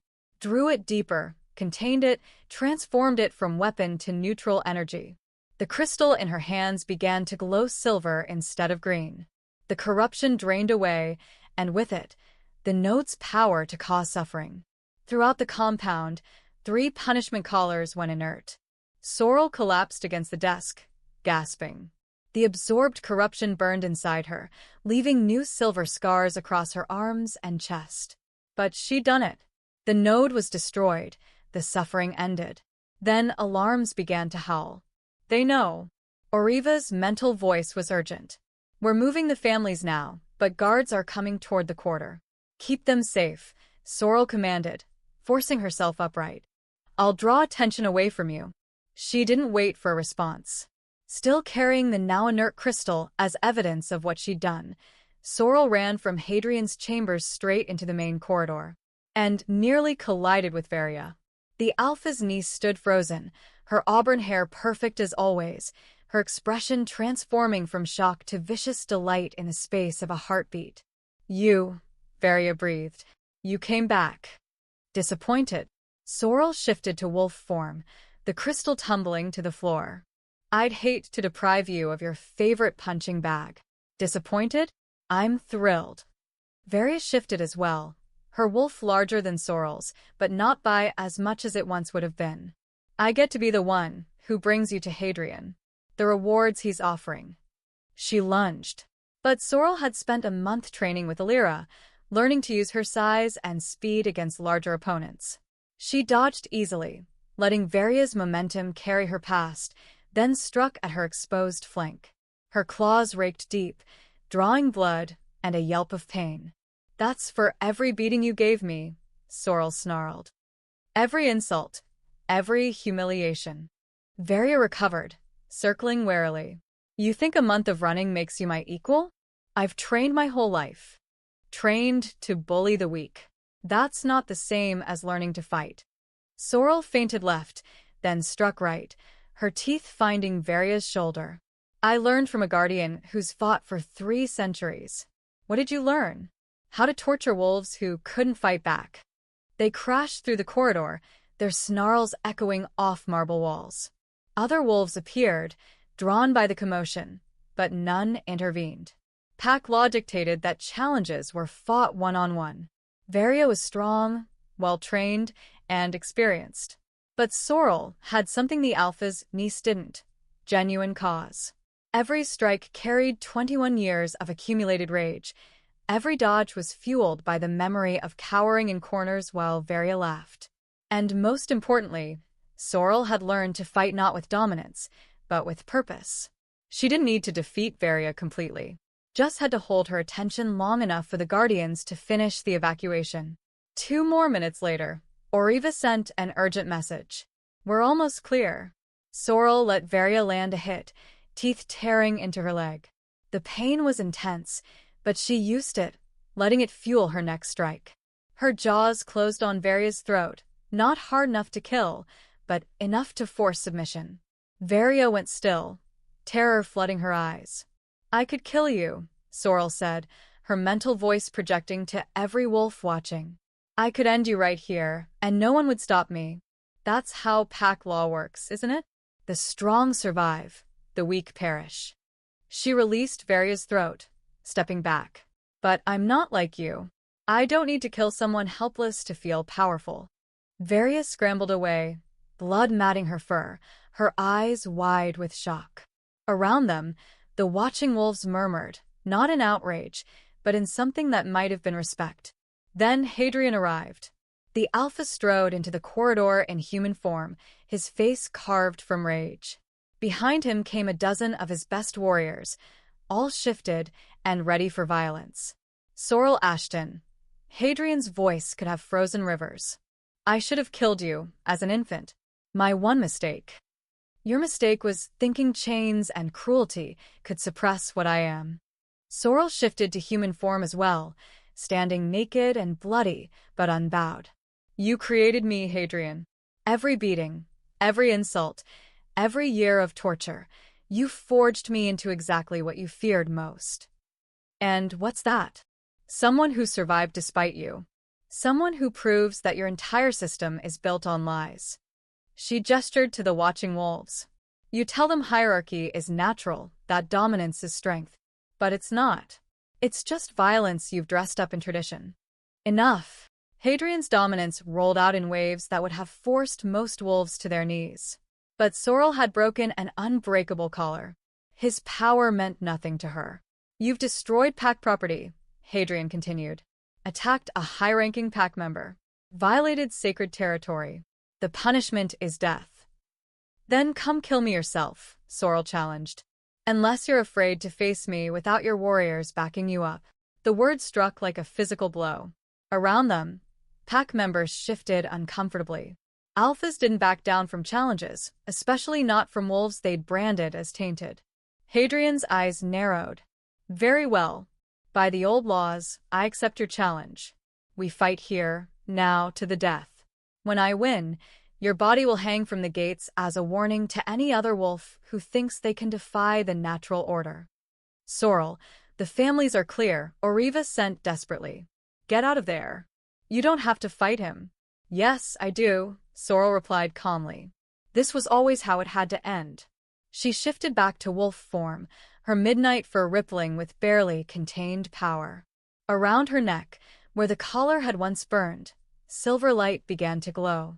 Hadrian shifted as well, revealing a wolf massive and scarred from decades of battles. He was easily twice Sorrel's size, with jaws that could crush bone and claws that had ended countless challenges. But Sorrel wasn't afraid. She'd been afraid her entire life. Of pain, of punishment, of death.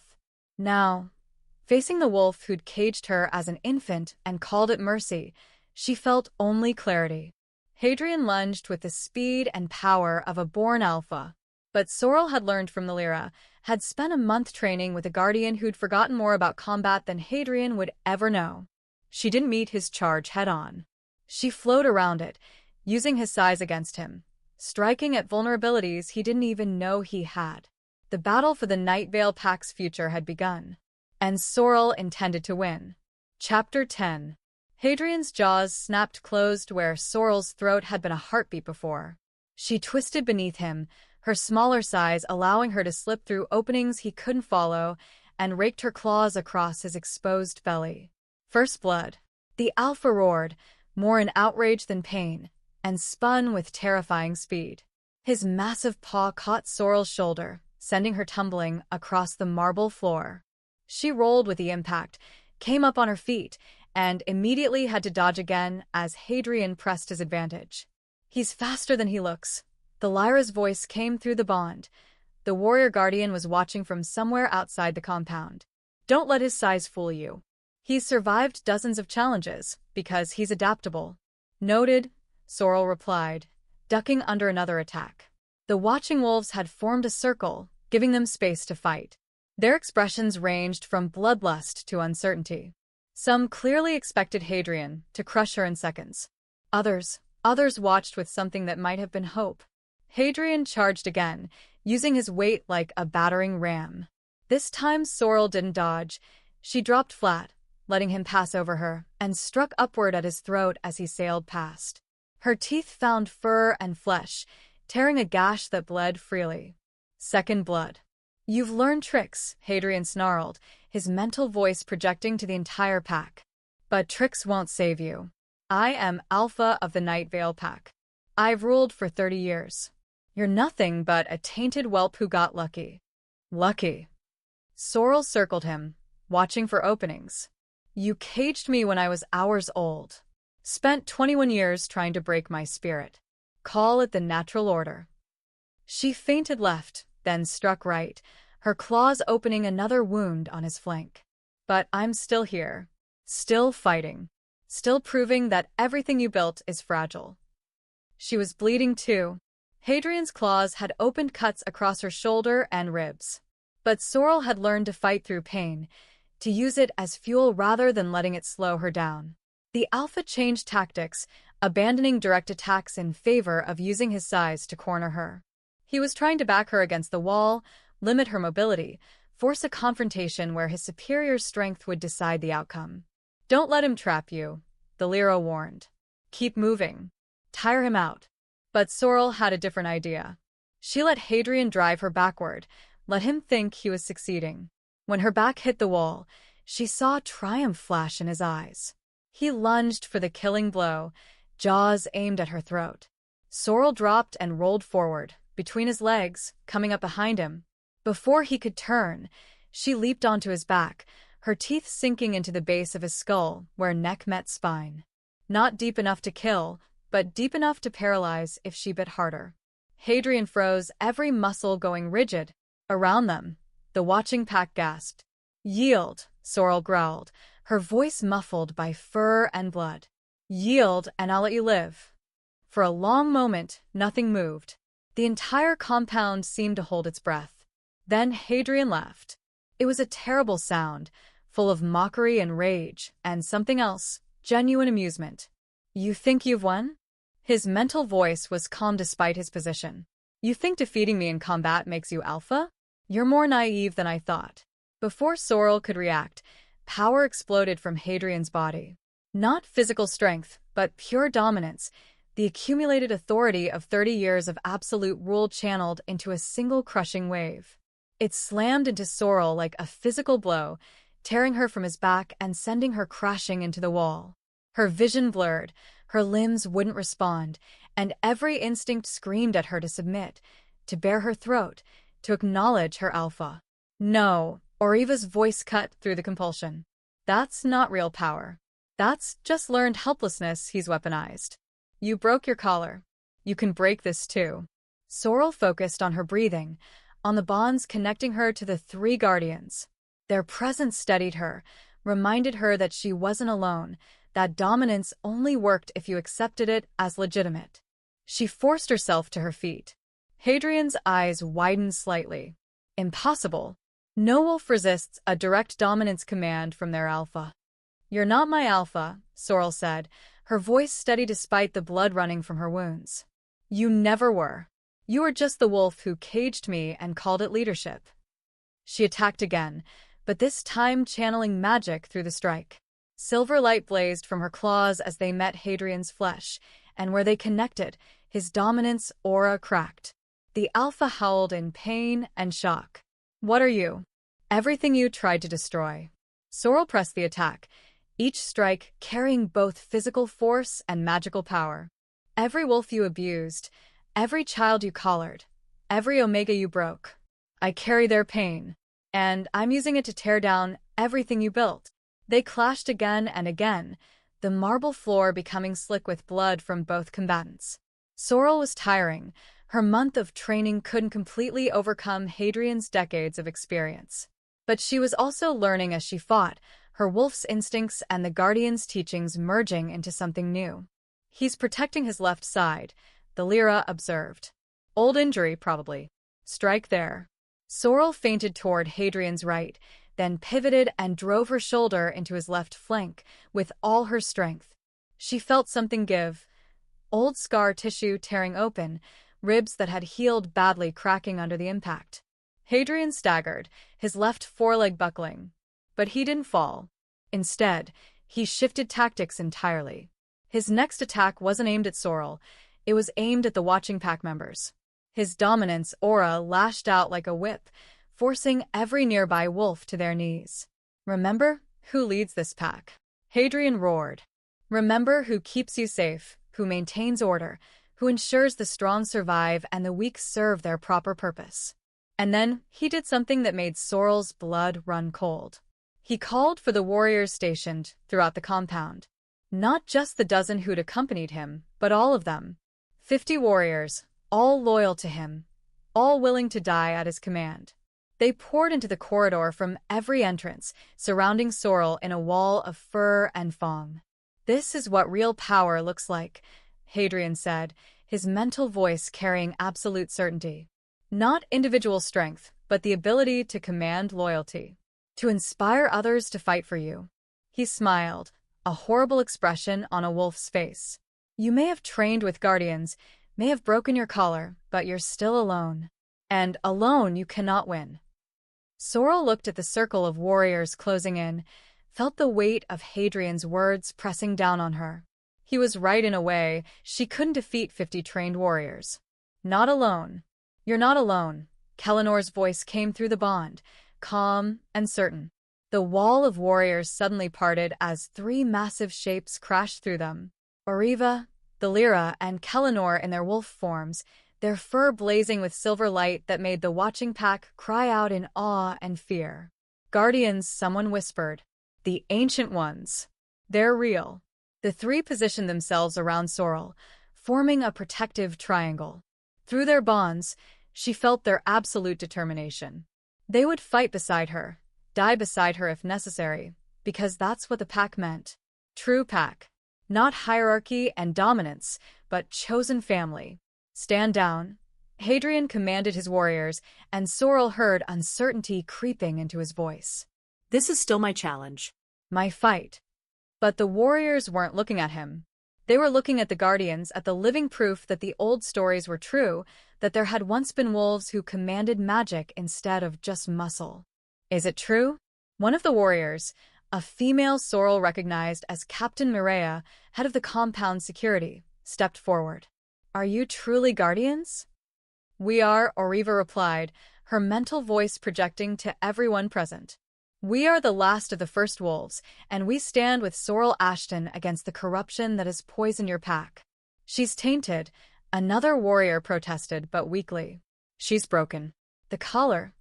The collar was a lie, Kellenor said, his scholar's voice carrying quiet authority. Designed to suppress a wolf so powerful, she threatened your alpha's control. Look at her now. Does she seem broken to you? Sorrel stood tall despite her wounds, her midnight fur streaked with blood, but her eyes blazing with determination. The silver light from her bond with the Guardians made her seem to glow from within. She looked like exactly what she was, a wolf who'd been caged her entire life and had finally, impossibly, broken free. This is sedition. Hadrian snarled. Mutiny. Any wolf who doesn't attack them immediately will be exiled. But none of the warriors moved. Captain Mireia shifted to human form, her expression troubled. Alpha Hadrian, with respect, we need answers. If the Guardians say the collar was a lie, if they're standing with her. She gestured helplessly. These are the ancient ones, the first wolves. Their word carries weight that even Alpha authority can't override. Their word carries nothing. Hadrian's rage was palpable. They're relics of a failed system. The hierarchy exists because it works, because it's kept packs strong for centuries. Without order, without ranks, there's only chaos. Is that what you call this? Sorrel shifted to human form as well, standing naked and bleeding but unashamed. Order? You cage children. Torture wolves who question you. Rule through fear so absolute that everyone's too terrified to remember there might be another way. She turned to address the assembled pack, ignoring Hadrian's fury. I was born powerful. So powerful that when the healers examined me as an infant, they told Hadrian I'd be a threat to his authority when I grew up. So he had me collared. Told everyone I was tainted, defective, dangerous.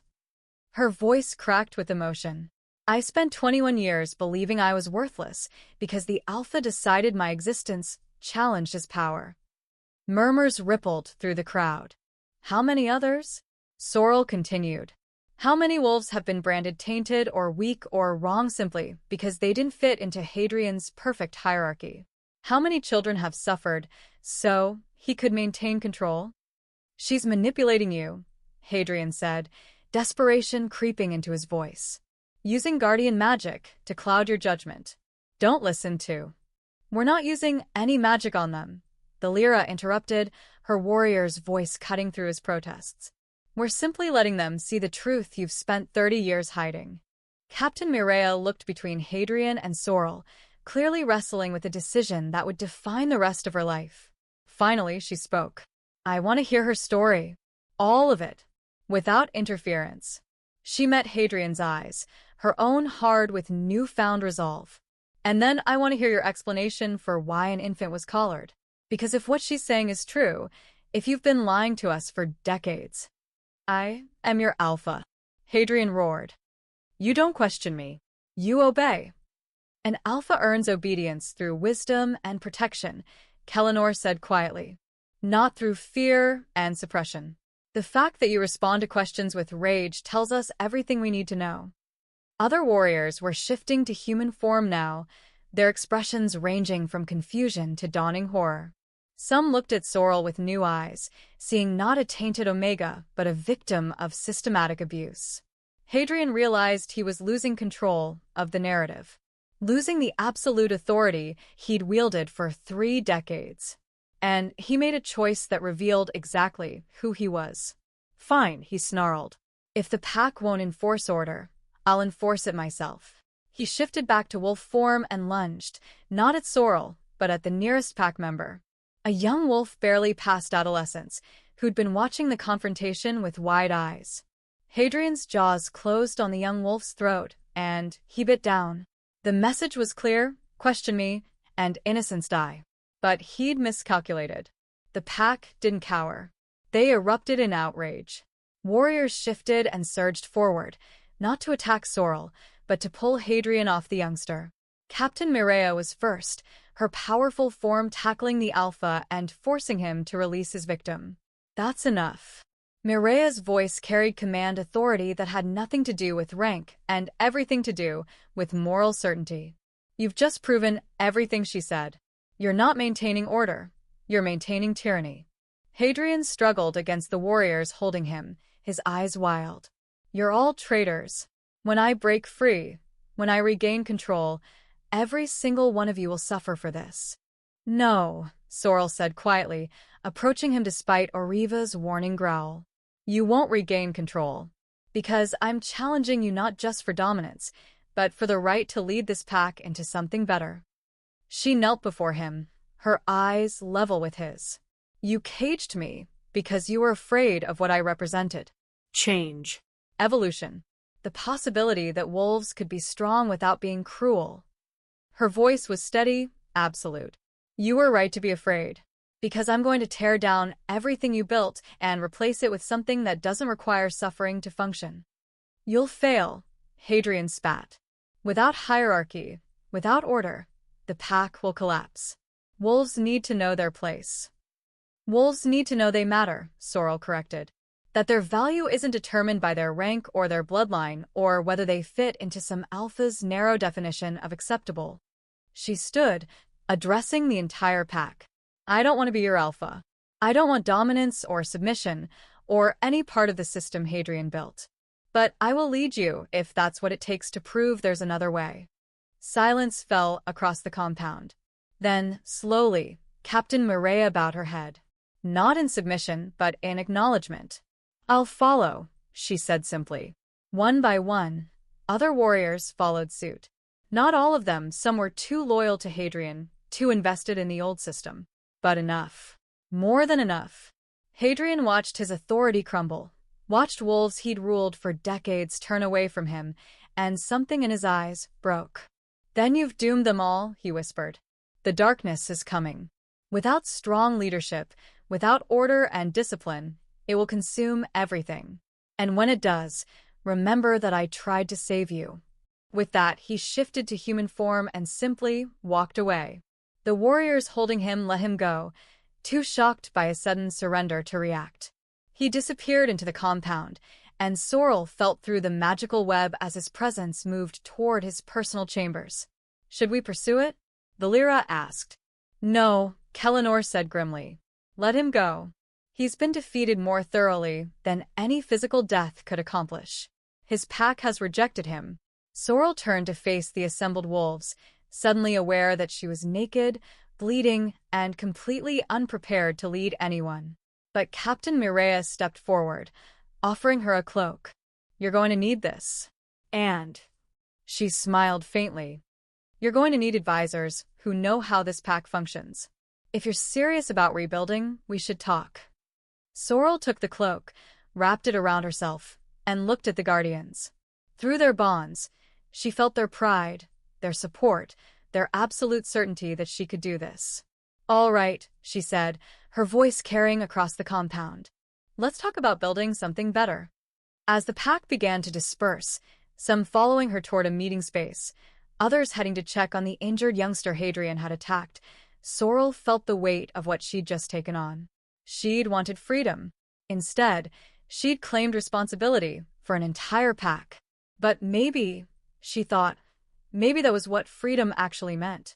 Not the absence of obligation, but the choice to accept it willingly. For the first time in her life, wolves were following her not because they were forced to, but because they chose to. And that made all the difference. Chapter 11. The meeting hall had never felt so suffocating. Sorrel sat at the head of a long table, still wearing the borrowed cloak, her wounds hastily bandaged by Ariva's healing magic.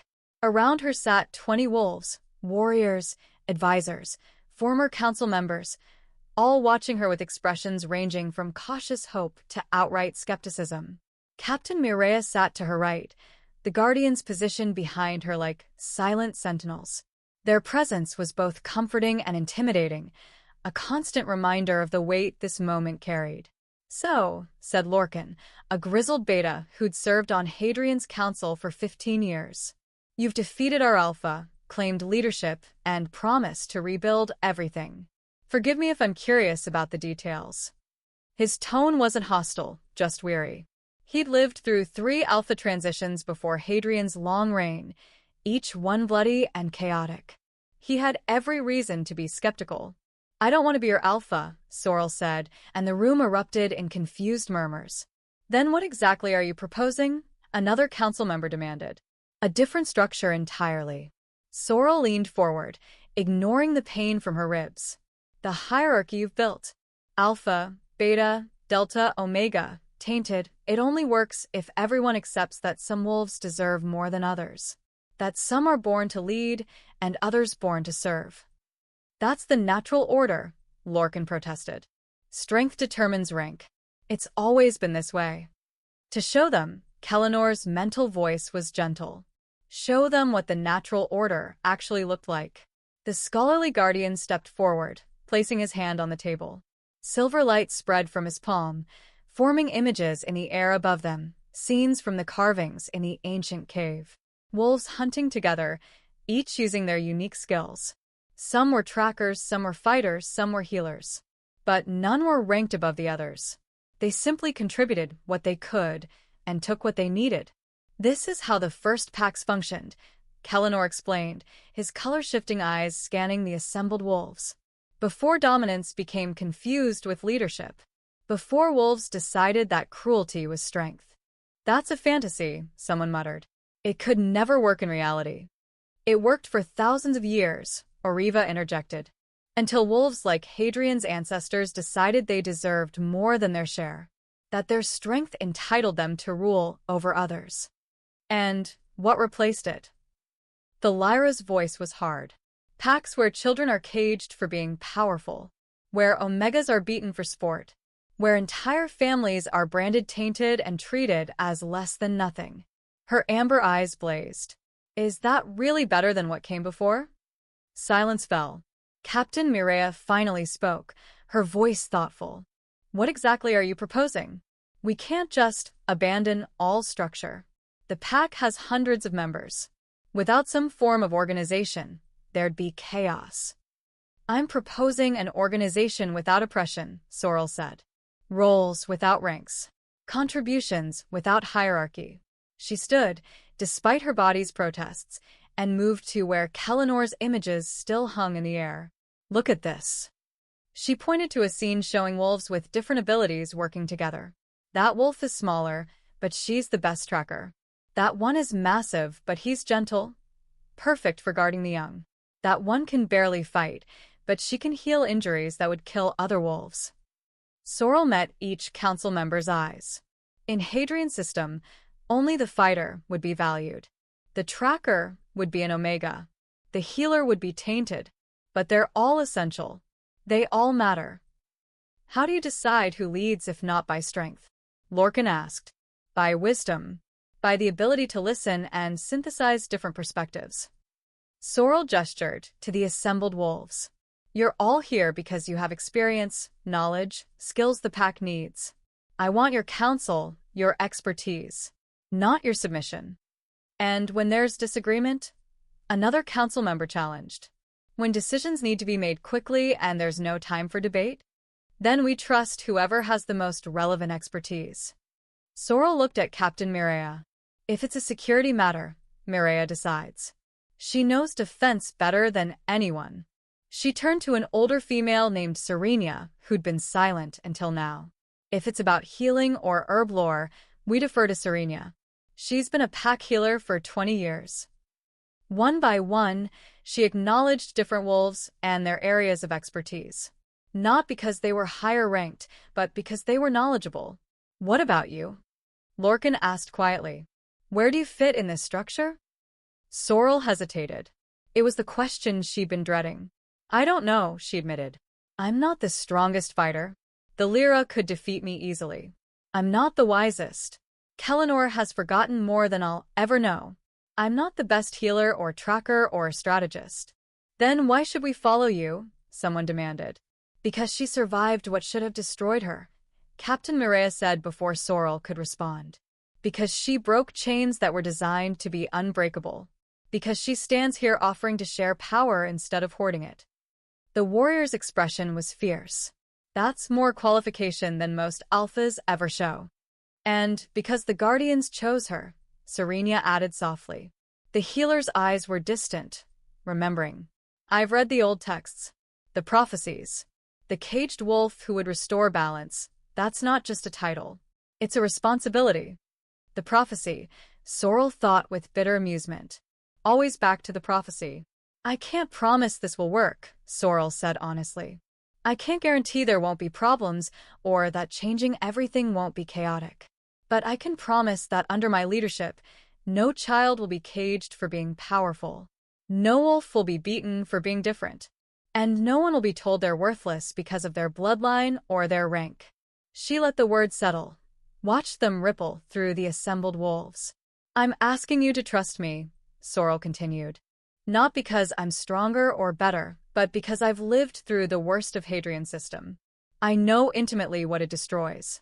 And I have to believe, that we can build something better. Lorcan studied her for a long moment. Then, surprisingly, he smiled. You know what convinced me? You said, I don't know. He laughed at Sorrel's confused expression. Hadrian always had answers. Always knew exactly what to do, who to punish, how to maintain order. He was so certain of everything. The old beta's smile faded. But certainty without wisdom is just arrogance. The fact that you admit uncertainty, that you're willing to learn, that might actually be worth following. Other wolves nodded, their expressions softening from skepticism toward something that might have been hope. We'll need to address the Tainted quarter first, Captain Mireia said. All business now. The families you evacuated earlier, they'll need reassurance. Proof that things are actually changing. Remove the term entirely, Sorrel said immediately. No more Tainted. They're pack members, equal to everyone else. Some of them actually do have unstable wolves, Serenia pointed out gently. We can't just ignore that. No, but we can stop treating it like a crime. Sorrel thought of her own collar, of the pain and shame it had caused. We help them. Train them if their wolves are aggressive. Heal them if there's corruption. Support them if they need time to develop control. We don't cage them and call it mercy. Serenia nodded slowly. That could work. I've always thought the collars did more harm than good. Suppressing the wolf just makes the eventual manifestation more violent. What about Hadrian? Someone asked. He's still in the compound. Still dangerous. The question hung heavy in the air. Through the magical web, Sorrel could sense the former alpha in his chambers, his presence a dark knot of rage and humiliation. We will exile him, Captain Mireia suggested. Standard punishment for deposed alphas. No, Sorrel said quietly. Every eye turned to her. We offer him the same choice we're offering everyone else. Stay and accept the new structure, or leave peacefully. Sorrel's hands clenched. I won't become him. Won't use exile as punishment for disagreement. He tried to kill a pack member, Mireia protested. Right in front of everyone. That has to have consequences. It does. He's lost his authority, lost the respect of the pack. That's enough consequence. Sorrel met the warrior's eyes. If he stays, he lives under the same rules as everyone else. No special treatment, no deference to his former rank. Just another wolf trying to find his place. And if he causes trouble, then we deal with it. Together. Sorrel looked around the table. Part of building something better means not replicating the cruelty we're trying to eliminate, even toward those who wronged us. The Lyra made a sound of disagreement behind her, but didn't speak. Through their bond, Sorrel felt the warrior guardian's concern. Mercy toward enemies had limits, and Hadrian had proven himself dangerous. But Sorrel held firm. She couldn't build a system based on compassion while making exceptions for those she personally hated. Either the principles mattered, or they didn't. "There's another problem," Lorcan said, breaking the tension. "Other packs. The moment word spreads that we've deposed our alpha and restructured completely, every neighboring pack will see it as weakness. An opportunity to expand their territories." "Let them try," the Lyra said, her voice carrying a quiet menace. "The Guardians stand with this pack. Any wolf who attacks will learn exactly what that means." "Which brings up an important point," Captain Mireia said. "The three of you," she gestured to the Guardians. "What's your role in all this? Are you staying? Leading? Observing?" "We're here to support Sorrel," Ariva said, her mental voice gentle. "To teach, guide, and protect while she builds what the prophecy requires. But the leadership is hers. We won't rule in her place. Though we will fight beside her," the Lyra added, "and train any wolf willing to learn the old combat forms."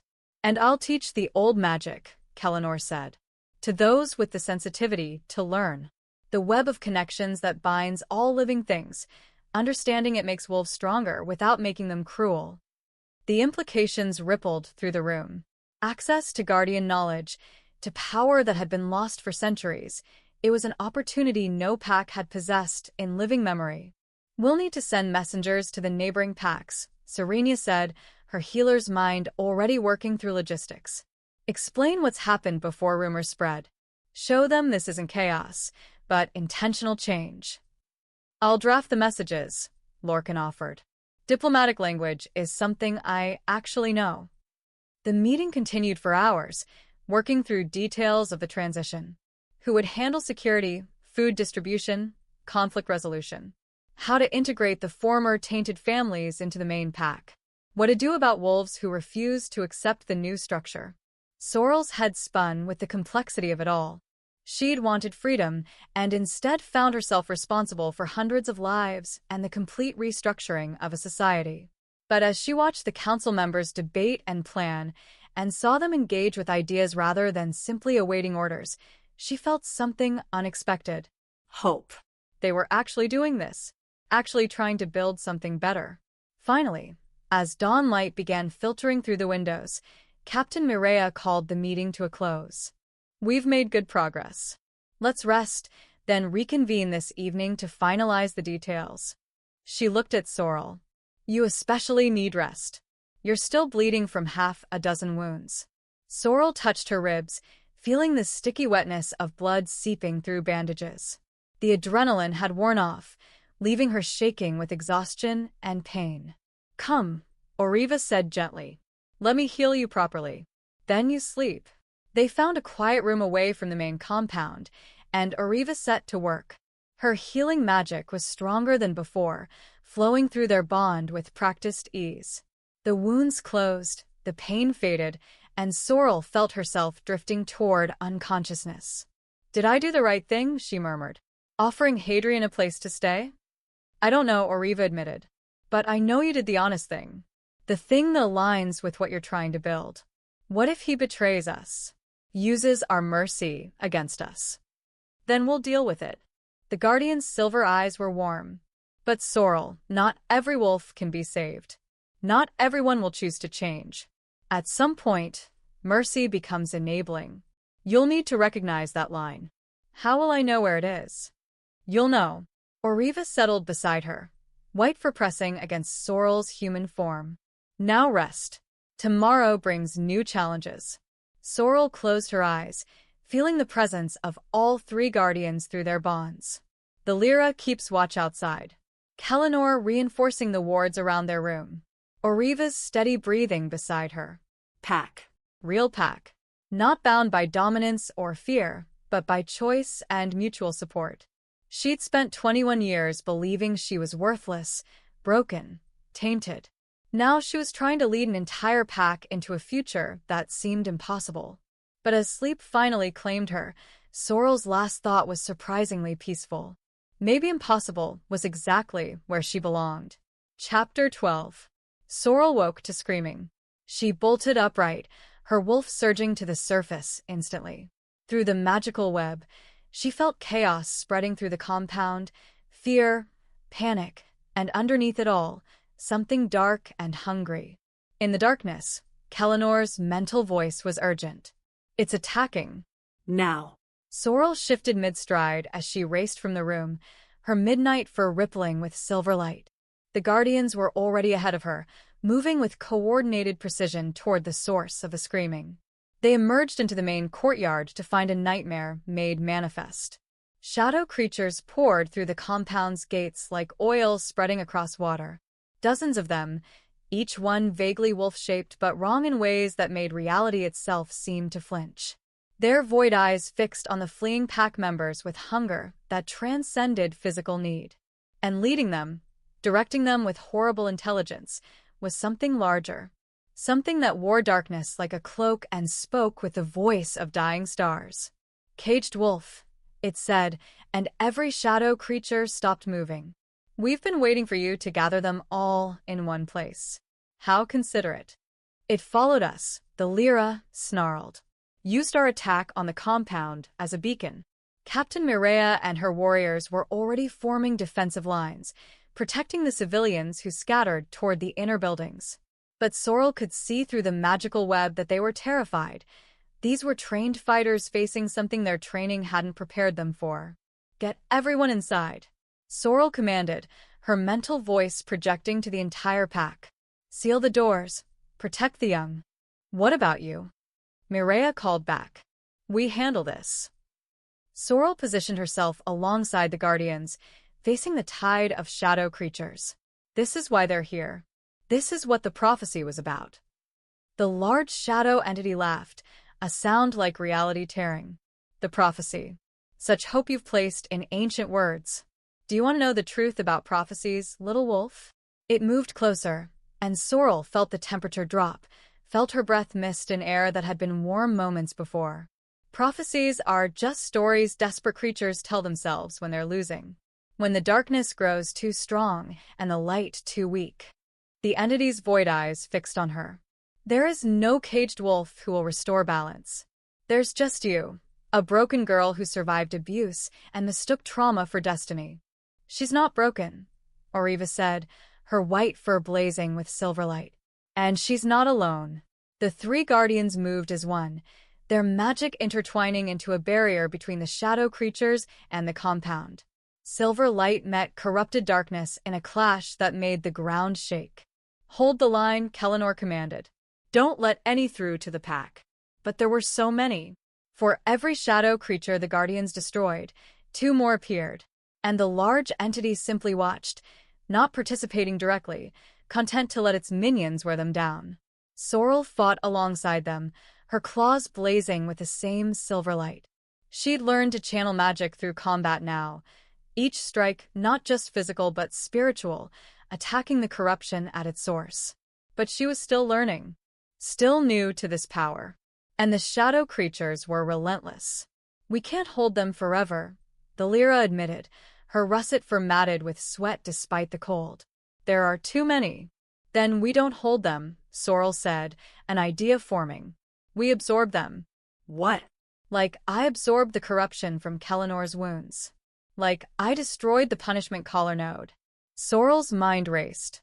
"My wolf can hold darkness and light simultaneously. What if that's the point? What if I'm meant to be a filter, taking in the corruption and transforming it?" "That could kill you," Ariva protested. "Kellinor's wounds were one thing, but this much darkness. Do we have another choice?" Silence answered her. Because they didn't. The shadow creatures were breaking through the Guardian's barrier, reaching toward the buildings where the pack sheltered. Sorrel could hear the screams of wolves trapped inside, could feel their terror through the magical web. She made her decision. Sorrel stepped forward, past the Guardians, directly toward the largest concentration of shadow creatures. Before anyone could stop her, she opened herself completely to the magical web, not just the connections to her pack, but to everything. Every living thing in the territory, every blade of grass, every insect, every wolf.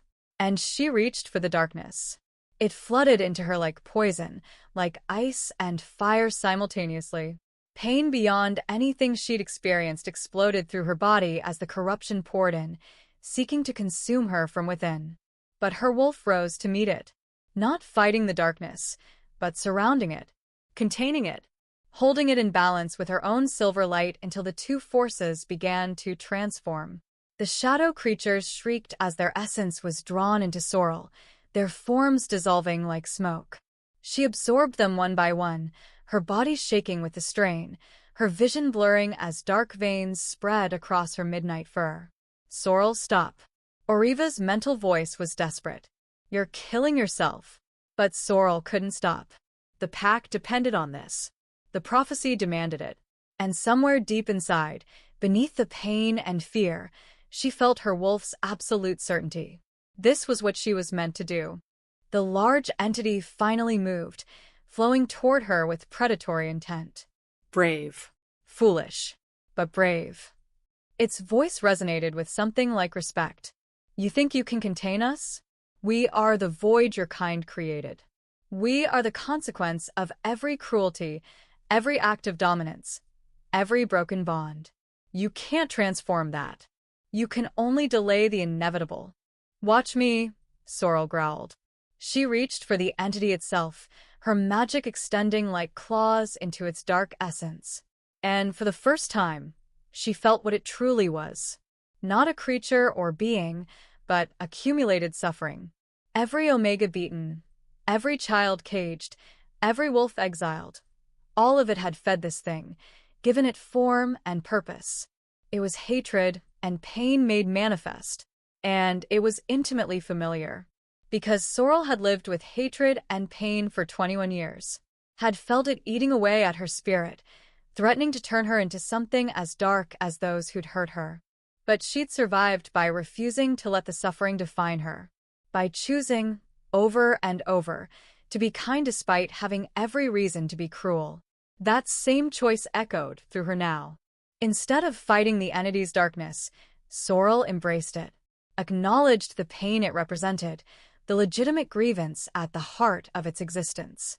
Every wolf who'd been hurt by the hierarchy system deserved to have that pain recognized. But pain didn't have to become more pain. Suffering didn't have to create more suffering. It could be transformed. Silver light blazed from Sorrel's body, so bright the watching pack had to shield their eyes. The darkness poured into her, and instead of being consumed, she held it, balanced it, transformed it from weapon into understanding. The entity screamed, its form beginning to destabilize. Impossible.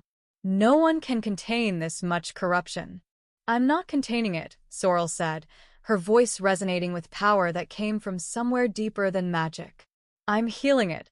The shadow creatures dissolved completely, their essence flowing into Sorrel and emerging transformed.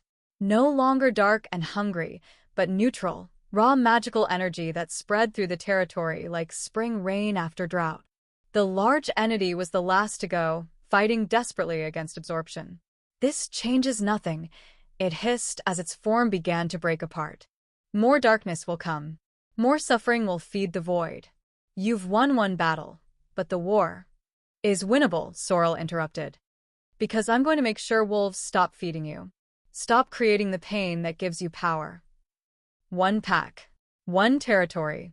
You think that's enough? It's a start.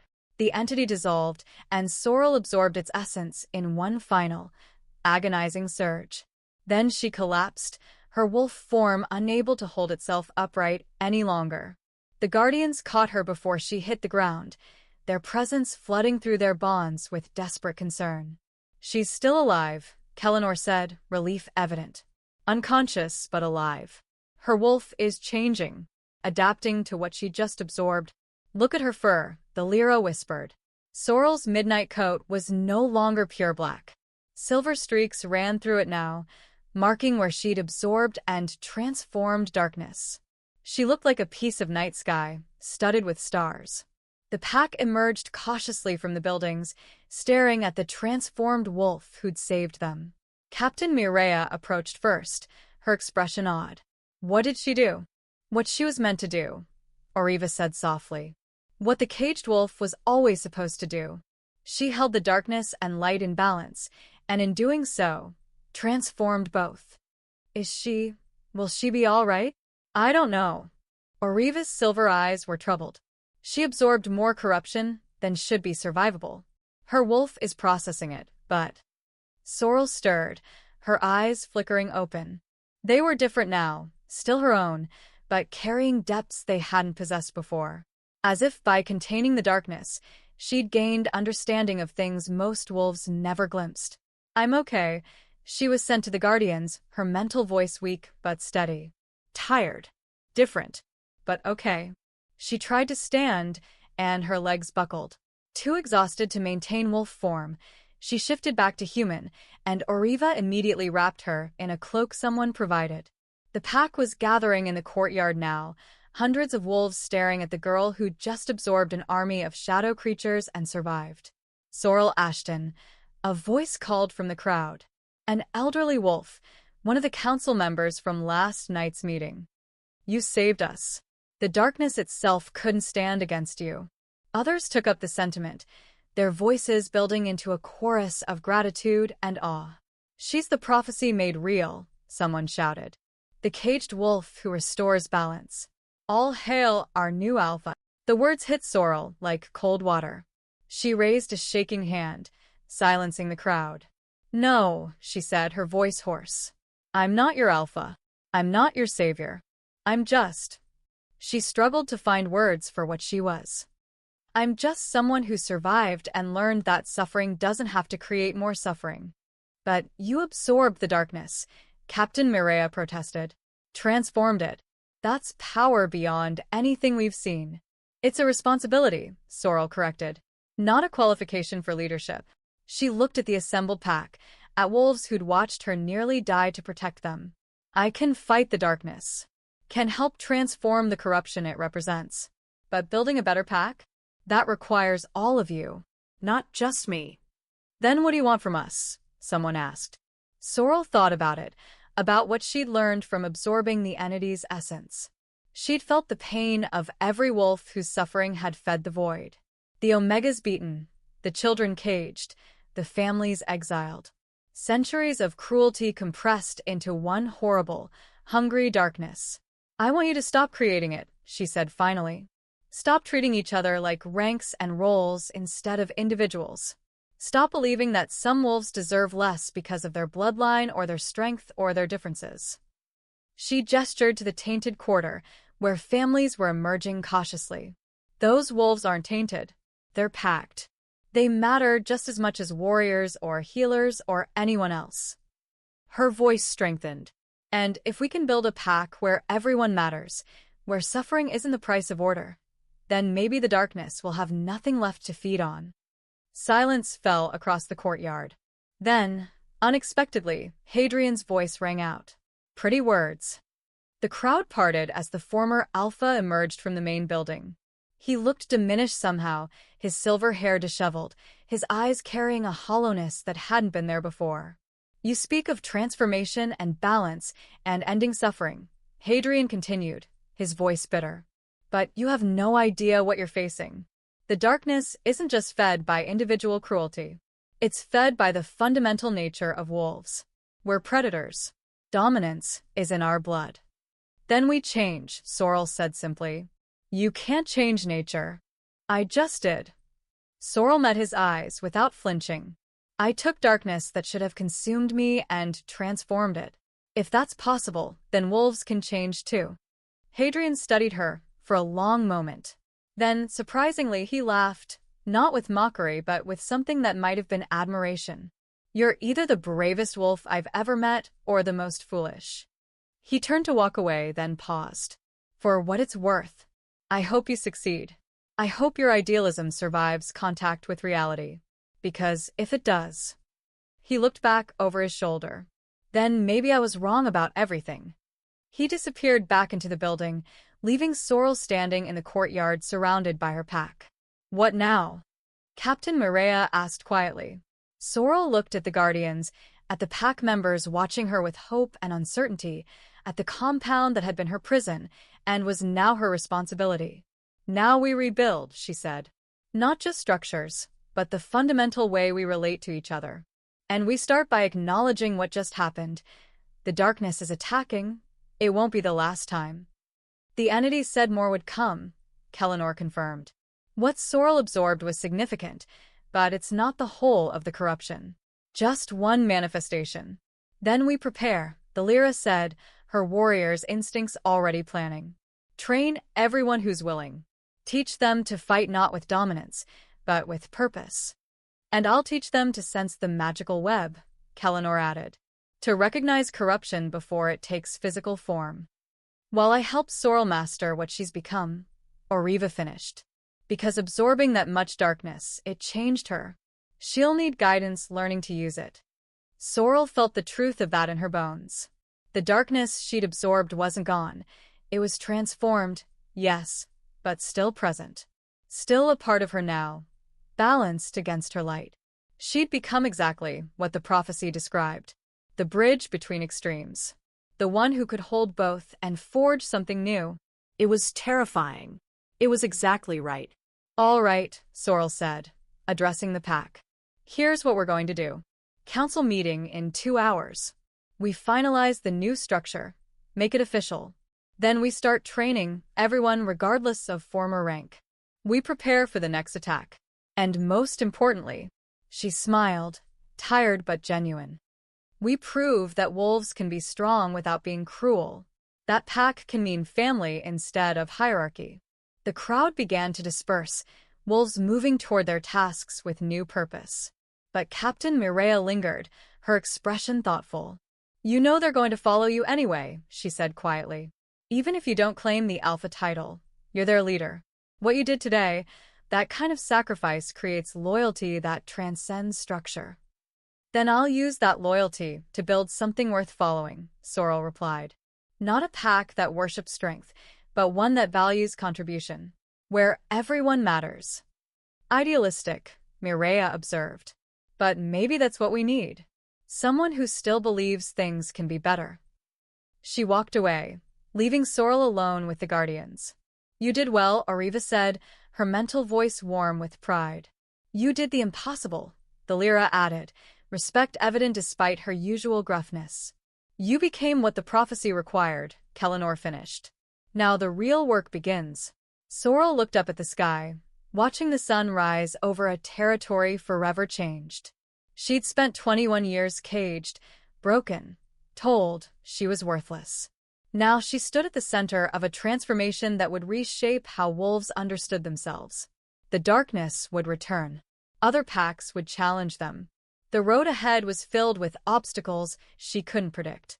But for the first time in her life, Sorrel wasn't afraid. She had a pack. Real pack. She had a purpose.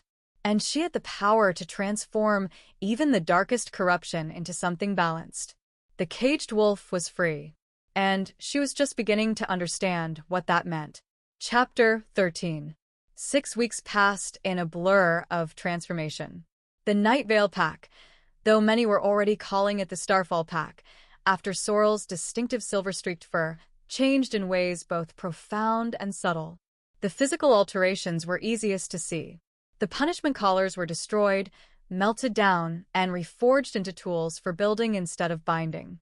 The Tainted Quarter was dismantled, its residents integrated into the main compound with housing that matched everyone else's. But the deeper changes were harder, more painful. I don't understand why my opinion should carry the same weight as Captain Mireia's, complained a young warrior named Bastion during a council meeting. I've been fighting for 3 years. She's been doing this for 20. Your opinion doesn't carry the same weight on combat tactics, Sorrel explained patiently for the 4th time that week. Mireia's expertise makes her counsel more valuable in that area. But on other matters, where experience isn't the deciding factor, everyone's voice matters equally. That doesn't make sense, Bastion protested. How do we decide anything if everyone's equal? We listen, Kellenor interjected, his color-shifting eyes patient. We consider multiple perspectives. We choose based on wisdom rather than rank. But that's slower, another wolf argued. What if there's an emergency? What if we need to act immediately? Then we trust the person with relevant expertise to make the call, Captain Mireia said, her tone suggesting she'd explained this countless times too. If it's a security threat, I decide. If it's a healing crisis, Serenia decides. The structure isn't about everyone having authority over everything. It's about authority being distributed based on knowledge rather than concentrated in one alpha. The debates continued for hours, wearing Sorrel's patience. She'd naively thought that removing the hierarchy would immediately create harmony. Instead, it created confusion. Wolves who'd spent their entire lives being told their place now had to figure out where they fit without ranks to guide them. Some adapted quickly.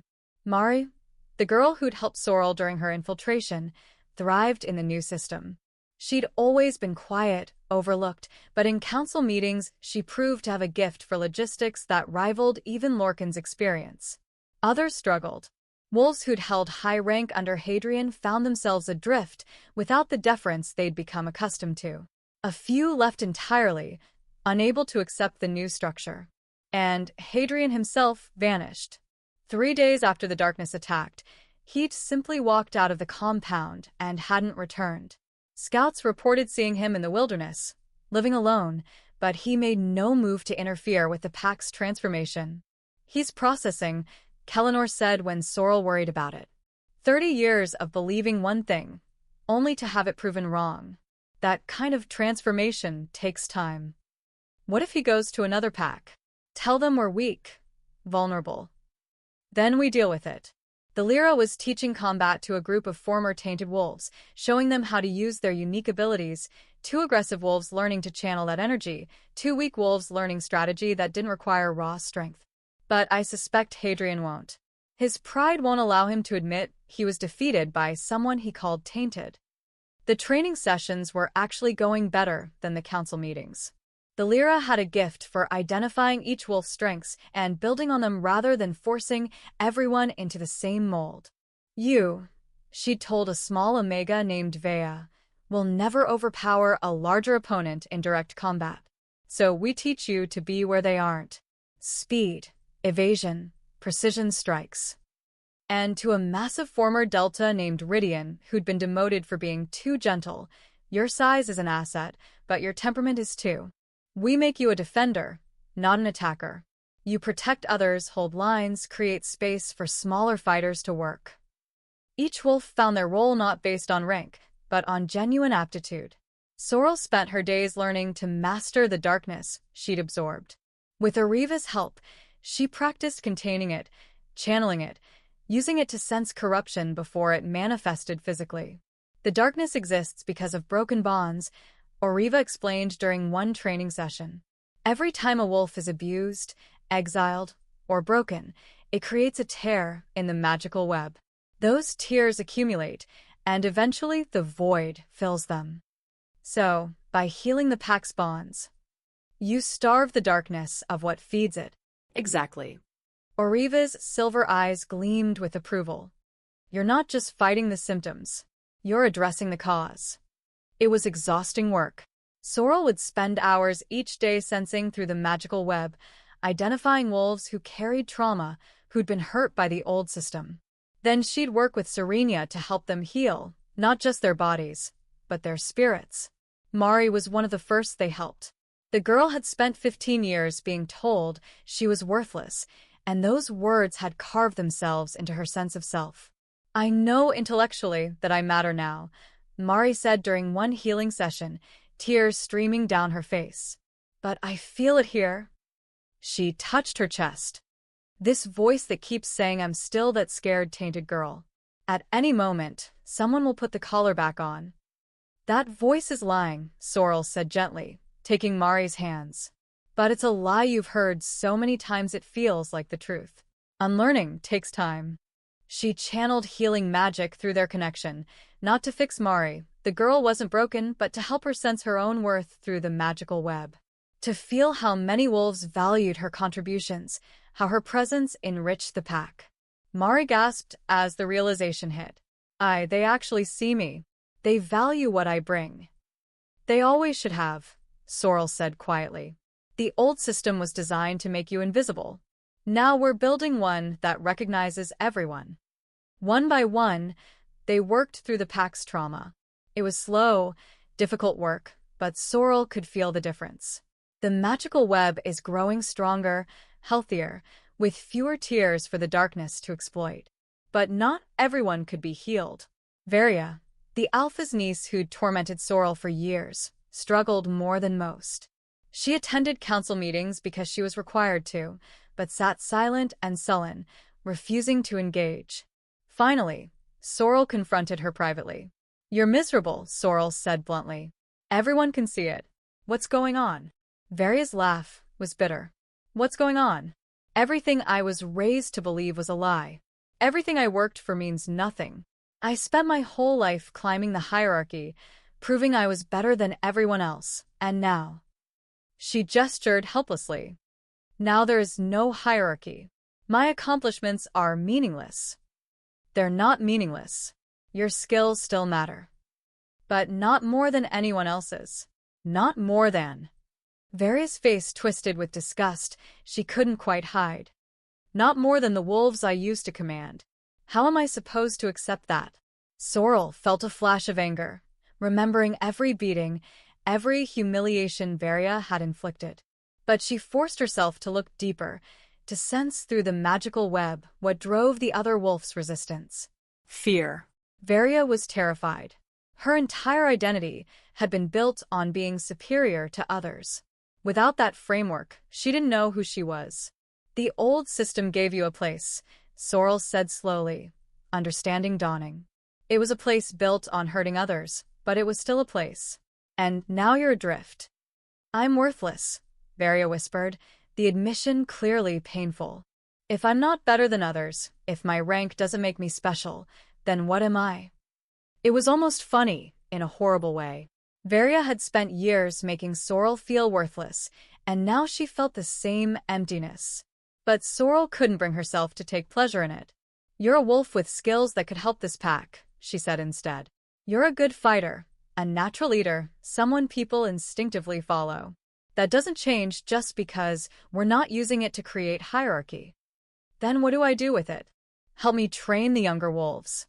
Work with the Lyra on defensive strategies. Use your natural leadership to organize instead of dominate." Sorrel met Varia's eyes. "Be what you always could have been if the old system hadn't taught you that matching required making others feel small." Varia was quiet for a long moment. Then, reluctantly, "I was horrible to you." "Yes. I don't know if I can change. Don't know if I want to." "That's your choice." Sorrel stood to leave, then paused. "But Varia, you're not worthless. You never were. The old system just made you think your worth came from diminishing others. It was wrong. You're worth something because you exist, because you have potential to contribute. Whether you use that potential is up to you." She left Varia sitting alone, wrestling with truths that challenged everything she'd been taught. That night, Sorrel dreamed of the darkness again. Not attacking, but watching, waiting. And in the dream, she understood something crucial. The entity she'd absorbed wasn't the whole of the corruption. It was just one manifestation, one piece of a much larger void. And that void was still out there, still growing, still feeding on every pack that chose cruelty over compassion. One transformed pack wasn't enough. She woke with a start, her heart pounding, and found Kellinor sitting beside her bed as if he'd been waiting. "You felt it too," the scholarly guardian said. "It wasn't a question. There's more darkness out there. So much more." Yes. "What you absorbed was significant, but the void exists across territories, across multiple packs. Centuries of accumulated suffering. Then what we're doing here, it's not enough. It's the beginning." Kellinor's color-shifting eyes reflected starlight from the window. "One pack choosing differently creates ripples. Other packs will see what you've built and question their own systems. Some will resist violently, but others might change too." "Exactly." Sorrel sat up, her mind racing. "We need to reach out. Not aggressively, but show them there's another way. Invite observers, share what we've learned." "That's dangerous," Kellinor warned. "Other alphas will see it as a threat, an attempt to undermine their authority." Then they're admitting their authority is fragile enough to be threatened by ideas. Sorrel's jaw set with determination. We do it anyway. Carefully, diplomatically, but we do it. At the next council meeting, she proposed exactly that. We send envoys to neighboring packs, Sorrel explained. Not to conquer or convert, but to demonstrate. Show them that wolves can be strong without hierarchies. That pack can function through cooperation rather than domination. They'll see it as weakness, Captain Maria warned. An invitation to attack. Let them try. The Lyra's amber eyes gleamed with predatory anticipation. We're stronger now than we were under Hadrian. Not because of rank, but because every wolf here is invested in protecting what we've built. It's risky, Lorcan said slowly, but it might be necessary. The darkness will keep manifesting as long as packs keep feeding it. If we can convince even one other pack to change. We reduce the void's power, Serenia finished. Heal more tears in the magical web. The council debated for hours, but eventually reached consensus. They would send envoys, carefully selected wolves who could demonstrate the new system's strengths without appearing threatening. I should go, Sorrel said. I'm the one who absorbed the darkness. I can speak to what we're fighting against. Absolutely not, Ariva said immediately. You're too valuable. If another pack captures or kills you, then they prove they're too dangerous to be left unchanged. Sorrel's voice was firm. The prophecy isn't just about transforming one pack. It's about restoring balance everywhere. I can't do that hiding behind defensive walls. She's right, Kellinor said quietly. Much as I hate admitting it, the caged wolf was never meant to free just herself. The breaking of chains is supposed to cascade outward. Through their bonds, Sorrel felt the Guardians' fear warring with their recognition that she was correct. This was bigger than one pack, one territory, one wolf's safety. We all go, the Lyra decided. Sorrel, the three of us, and a small delegation from the pack. We present a unified front. Show them that Guardians stand with this new way. Which pack do we approach first? Mireia asked. Sorrel thought about it, remembering fragments from her time with the Night Vale pack. There were 5 neighboring territories, each with their own alpha, their own system. And one of them, the Crimson Vale pack, was ruled by an alpha known for being more progressive than most. Not kind necessarily, but pragmatic. Willing to consider new approaches if they proved effective. Crimson Vale, Sorrel said. Their alpha, Evander, might actually listen. And if we can convince one pack to change, others will have to take notice. Or they'll unite against us, Lorcan pointed out. See us as a threat to all traditional pack structures. Then we'll face that when it comes. Sorrel stood, decision made. We leave in 3 days. That gives us time to prepare, to select the right delegation, to plan our approach. The meeting dispersed, wolves moving to their tasks with new purpose. But Sorrel stayed behind, staring at the map spread across the table, showing territories and pack boundaries. Somewhere out there, the darkness waited, growing stronger with every act of cruelty, every broken bond, every wolf told they were worthless. She'd transformed one manifestation of it, but the void remained. And now she was going to do something no caged wolf had ever done before. She was going to walk willingly into other alphas' territories and try to convince them their entire way of life was wrong. It was audacious. Possibly suicidal. Definitely the opposite of safe. But as Sorrel traced the boundary lines on the map, she felt her wolf's certainty resonating through her chest. This was exactly what she was meant to do. Break chains. Challenge systems. Prove that wolves could be better than their worst instincts. One pack at a time if necessary. Chapter 14. The journey to Crimson Vale territory took 2 days. Sorrel traveled with the 3 guardians, Captain Mireia, Lorcan for diplomatic expertise, and, surprisingly, Varia. The Alpha's former niece had volunteered, claiming she wanted to see if other packs struggled with the transition as much as she did. Sorrel suspected it was more complicated than that. Varia searched for purpose, trying to prove she could contribute something meaningful. But she'd accepted the offer anyway. Everyone deserved the chance to grow. They crossed into Crimson Vale land at dawn on the 3rd day, immediately intercepted by border patrols. "State your business," the lead warrior demanded, a scared male whose posture screamed dominance. "We seek an audience with Alpha Evander," Lorcan said smoothly, his diplomatic training evident. "We come with urgent information about threats facing all packs." The warrior's eyes narrowed, taking in the group. When his gaze landed on the Guardians, he actually took a step back. "What are those?" "Guardians," the Lyra said, her voice carrying a quiet menace. "The Ancient Ones. And we're not those, we're people. Mind your manners." The warrior swallowed hard, clearly torn between his training and the instinctive recognition that these wolves were dangerous beyond measure. I'll escort you to the compound, but you'll be under guard the entire time."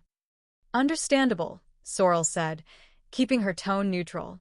They were surrounded by a dozen warriors as they traveled deeper into Crimson Vale territory.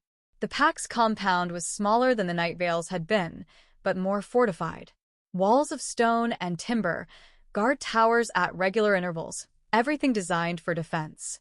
Alpha Evander met them in a great hall that managed to be both impressive and practical. He was younger than Hadrian had been, maybe 40, with dark hair shot through with red and eyes that missed nothing. "Sorrel Ashton," he said, his voice carrying educated precision. "The caged wolf who defeated Hadrian and restructured the Night Vale pack. Your reputation precedes you." "Then you know why we're here." "I can guess. You want to convince me to abandon hierarchy, embrace some idealistic vision of equality, and hope that makes us stronger." Evander's smile was sharp. "Let me save you some time. I'm not interested. Not even to hear about the darkness?" Kellinor asked. Evander's expression flickered. "I've heard rumors. Shadow creatures attacking territories. Some claiming it's the void of old legends made manifest." He leaned forward. "I assume you're going to tell me it's real?" "I absorbed one," Sorrel said bluntly. "A manifestation of accumulated suffering. Every wolf broken by pack hierarchies, every omega beaten, every child caged, their pain feeds it, makes it stronger." She pulled back her sleeve, showing the silver scars that marked where she'd contained the darkness. "It's growing, and it will keep growing as long as packs continue to create suffering." Evander studied the scars with evident interest. "And you think changing pack structure will stop it?"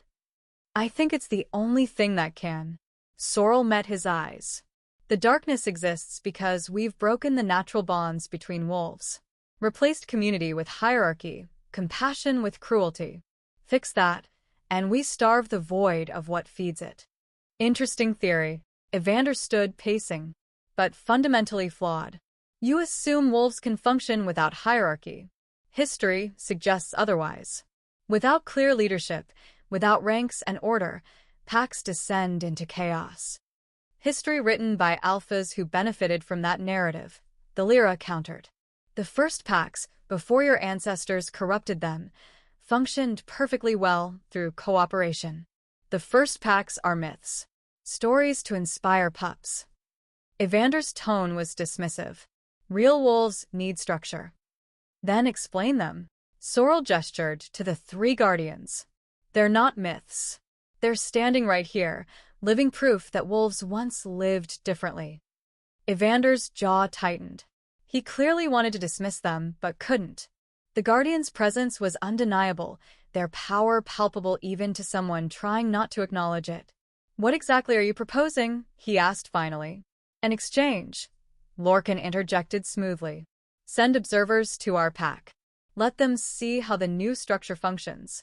In return, we'll send wolves here to learn from your methods. No pressure, no demands. Just mutual observation." It was a clever gambit. Evander couldn't refuse without appearing afraid of what his wolves might see. "Fine," the Alpha said after a long pause. 2 weeks. Your observers stay here. Ours visit your territory. At the end, we reconvene and discuss what was learned. But I'm making no promises about changing anything." "That's all we ask," Sorrel said. They selected observers carefully. Captain Mireia stayed in Crimson Vale with 2 other wolves, while Evander sent 3 of his most trusted advisors back to the Starfall pack. "Watch everything," Sorrel told Maria quietly before they parted. Not just their structure, but how wolves respond to it. Who thrives, who suffers. The cracks in the system. And, if I'm right, Maria's eyes were worried. If their hierarchy is actually working, then we learn from that too. Truth is truth, even if it's inconvenient. The 2 weeks that followed were tense. Sorrel remained in Crimson Vale, observing their pack dynamics while being watched constantly by Evander's guards. What she saw was complicated. The hierarchy here was less brutal than Hadrian's had been. Evander didn't torture Omegas for sport or cage powerful children, but the system still created suffering. She watched low-ranking wolves defer automatically to higher ranks, saw them suppress their own needs and opinions, felt through the magical web how the constant submission created tears in their bonds. It was gentler than what she'd experienced, but still fundamentally broken. Meanwhile, through her bond with Ariva, she received updates from the Starfall pack. Evander's observers are shocked, Ariva reported. They keep waiting for chaos that never comes. Keep expecting someone to challenge for dominance. How are our wolves handling being observed? Beautifully. Mari organized a community meal where everyone contributed. Former Tainted wolves, former high ranks, all working together. One of Evander's observers actually cried watching it. Progress then. Maybe. The other two are more resistant. Keep insisting it can't last, that eventually someone will seize power. On the 13th day, something unexpected happened. Sorrel was observing a training session when she felt it through the magical web, a tear forming, darkness beginning to seep through. She tracked it to the Omega quarters, where a young wolf was being punished for speaking out of turn. The punishment wasn't severe by Crimson Vale standards. Just forced submission, being held down until she acknowledged her error. But Sorrel could see the darkness feeding on the humiliation, the broken bond between the Omega and the warrior enforcing the punishment. She moved without thinking, stepping between them. Stop. The warrior looked up, startled. This doesn't concern you, visitor. Pack discipline is creating exactly what I warned about. Sorrel knelt beside the trembling Omega, sensing through their connection. The girl's spirit was fracturing, tears forming in the magical web that would eventually feed the void. Let me show you something, Sorrel said to the gathered wolves. She placed her hand on the Omega's shoulder and channeled healing magic, but also opened her awareness to everyone watching. Let them sense through her what she felt. The Omega's pain. The warrior's discomfort with what he was doing, following orders he didn't question because that was the system.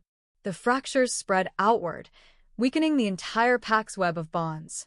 And beneath it all, the darkness waiting, growing stronger with each broken connection.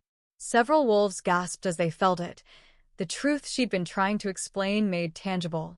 This is what I absorbed, Sorrel said quietly. Magnified 1,000 times. Every punishment like this feeds it. Every time you break a wolf's spirit to maintain hierarchy, you're strengthening the thing that wants to consume you all.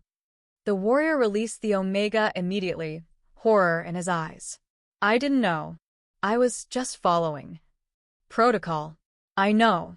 Sorrel helped the Omega to her feet, sending healing magic to mend the tears in her bonds. But protocol designed to create suffering will always feed the darkness. There has to be another way. Word of the incident spread quickly. By evening, Alpha Evander summoned Sorrel to a private meeting. What you did today, he said without preamble.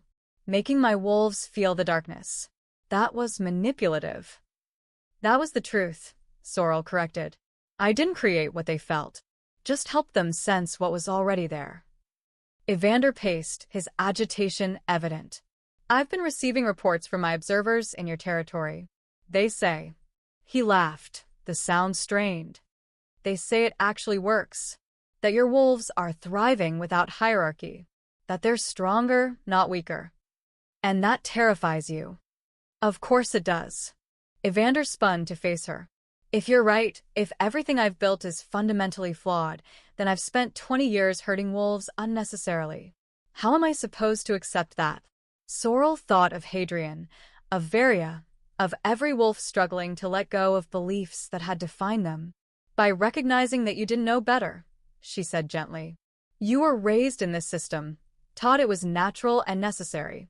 How could you question something everyone treated as absolute truth? But you did. You questioned it. Because I was the one being crushed by it. That's different than enforcing it. Sorrel moved closer, her voice earnest. Evander, you're not a cruel alpha. I've watched you these past 2 weeks. You actually care about your pack's welfare. But the system you're using, it creates suffering even when administered by someone trying to be kind. So what do? Just abandon everything overnight? No. You transition carefully, bringing wolves along rather than forcing change. Sorrel thought of her own pack struggles. It won't be easy. Some wolves will resist. Others will thrive immediately. But each step toward cooperation instead of domination starves the darkness a little more.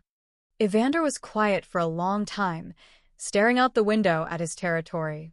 If I do this, he finally said, if I try to restructure, I'll need help. Guidance from wolves who've already navigated it. We'll provide that. Advisors, training, whatever you need. And the other packs? When they hear that 2 territories have abandoned traditional hierarchy, some will attack, some will watch, and some. Sorrel smiled faintly. Some will question whether they need to change too. A cascade. Exactly what the prophecy predicted. The caged wolf breaks her chains, and the breaking spreads. Evander turned to face her fully, decision crystallizing in his expression. All right, I'll try. Not because I'm convinced it will work, but because I felt what you showed us today. Felt the darkness feeding on the suffering we create. And I can't ignore that. Relief flooded through Sorrel. One more pack, choosing differently. One more step toward healing the magical web. But she also felt, through her bond with Ariva, a sudden spike of alarm from the Starfall pack. Sorrel, we have a problem. Ariva's mental voice was urgent. Hadrian's back. And he's not alone. Sorrel's blood ran cold. How many? 50 wolves. Maybe more. All from territories that rejected him after his defeat. He gathered rogues and exiles, formed his own pack. What does he want? To prove you wrong. To show that hierarchy is necessary by destroying what you built without it. Evander was watching her, clearly sensing something was wrong. What is it? My former alpha. He's attacking my territory with a force of rogues. Sorrel's mind raced. I need to return immediately. I'll send warriors with you. You don't have to. Yes, I do. Evander's voice was firm. If I'm truly considering your way, I need to prove that packs can support each other without territorial competition. Besides, he smiled grimly. If Hadrian succeeds in destroying your pack, it validates everything I'm trying to move away from. I can't allow that. Within an hour, they were moving. Sorrel, the 3 guardians, and 20 of Evander's best warriors racing back toward the Starfall pack. Through her bond with Ariva, Sorrel sensed the battle beginning. Felt her pack defending their home with everything they'd learned, but they were outnumbered. Hadrian had recruited well, wolves who'd been exiled or demoted, who blamed the new ways for their losses. Hold on, Sorrel sent desperately. We're coming. Hurry, Ariva replied, and Sorrel heard the strain in her mental voice. He's not trying to conquer. He's trying to destroy. To prove that packs without absolute authority can't survive. They ran through the night, pushing their wolves to the limit. When they finally reached Starfall territory, dawn was breaking over a battlefield. The compound was damaged, but standing. Sorrel's pack fought with desperate coordination, every wolf using the skills the Lyra had taught them. But Hadrian's forces were experienced, brutal, and they fought with the rage of wolves who'd lost everything. Hadrian himself stood at the center of it all, his silver fur matted with blood, his eyes burning with obsessive fury. There she is, he roared when he spotted Sorrel. The caged wolf who thinks she can change nature itself. This ends now, Hadrian, Sorrel called back, shifting to her wolf form. Her midnight fur blazed with silver light, power radiating from her in waves. Oh, it ends, Hadrian agreed. With your death and the collapse of your naive experiment. Then wolves will remember why we need hierarchy. Why do we need strong alphas to maintain order? He charged, and his rogue pack surged forward with him. But they weren't facing just the Starfall pack anymore. Evander's warriors crashed into the battle, their fresh strength turning the tide. And the three Guardians, the Guardians unleashed power that made the very earth shake. Ariva's healing magic poured into injured Starfall wolves, keeping them fighting. Kelenor's ancient magic disrupted the rogue pack's coordination, breaking their attack formations. And the Lyra became a whirlwind of controlled violence, her centuries of combat experience devastating. But Hadrian was heading straight for Sorrel, ignoring everything else. This wasn't about territory or resources anymore. It was about validation, about proving that his way, the way of dominance and hierarchy, was necessary. They met in the center of the battlefield, two wolves who represented completely different futures. Hadrian struck with all the skill and power of 30 years as alpha.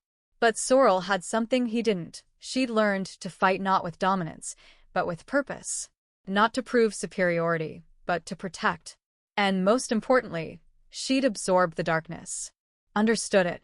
Could sense it feeding on Hadrian's rage and turn that very corruption against him. She didn't just dodge his attacks, she absorbed the hatred behind them, transformed it, and sent it back as pure balance.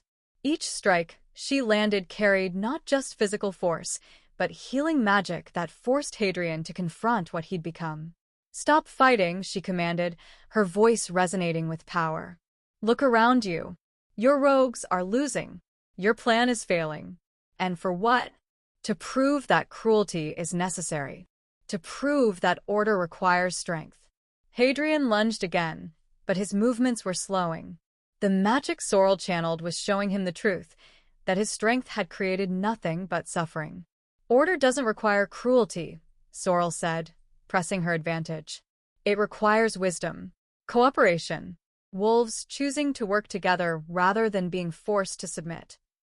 She struck, her claws blazing with silver light, and Hadrian went down. Standing over him, Sorrel felt the weight of the moment. She could kill him, end the threat he represented, prove that she was stronger. But that would just validate everything he believed. Instead, she stepped back. "You're beaten, Hadrian. Your rogues are surrendering. Your proof that hierarchy is necessary just failed." She shifted to human form, looking down at him with something that might have been pity. "You have a choice now. Accept that you were wrong and learn to live differently. Or leave and spend the rest of your life knowing you lost to everything you despised." Hadrian struggled to his feet, shifting to human form as well. Blood ran from a dozen wounds, and his eyes held something Sorrel had never seen in them before. Defeat. Complete and absolute. "I raised you," he said quietly. "Had you collared as an infant to protect the pack from your power? Spent 21 years keeping you contained. And you still became exactly what I feared most." "No," Sorrel corrected.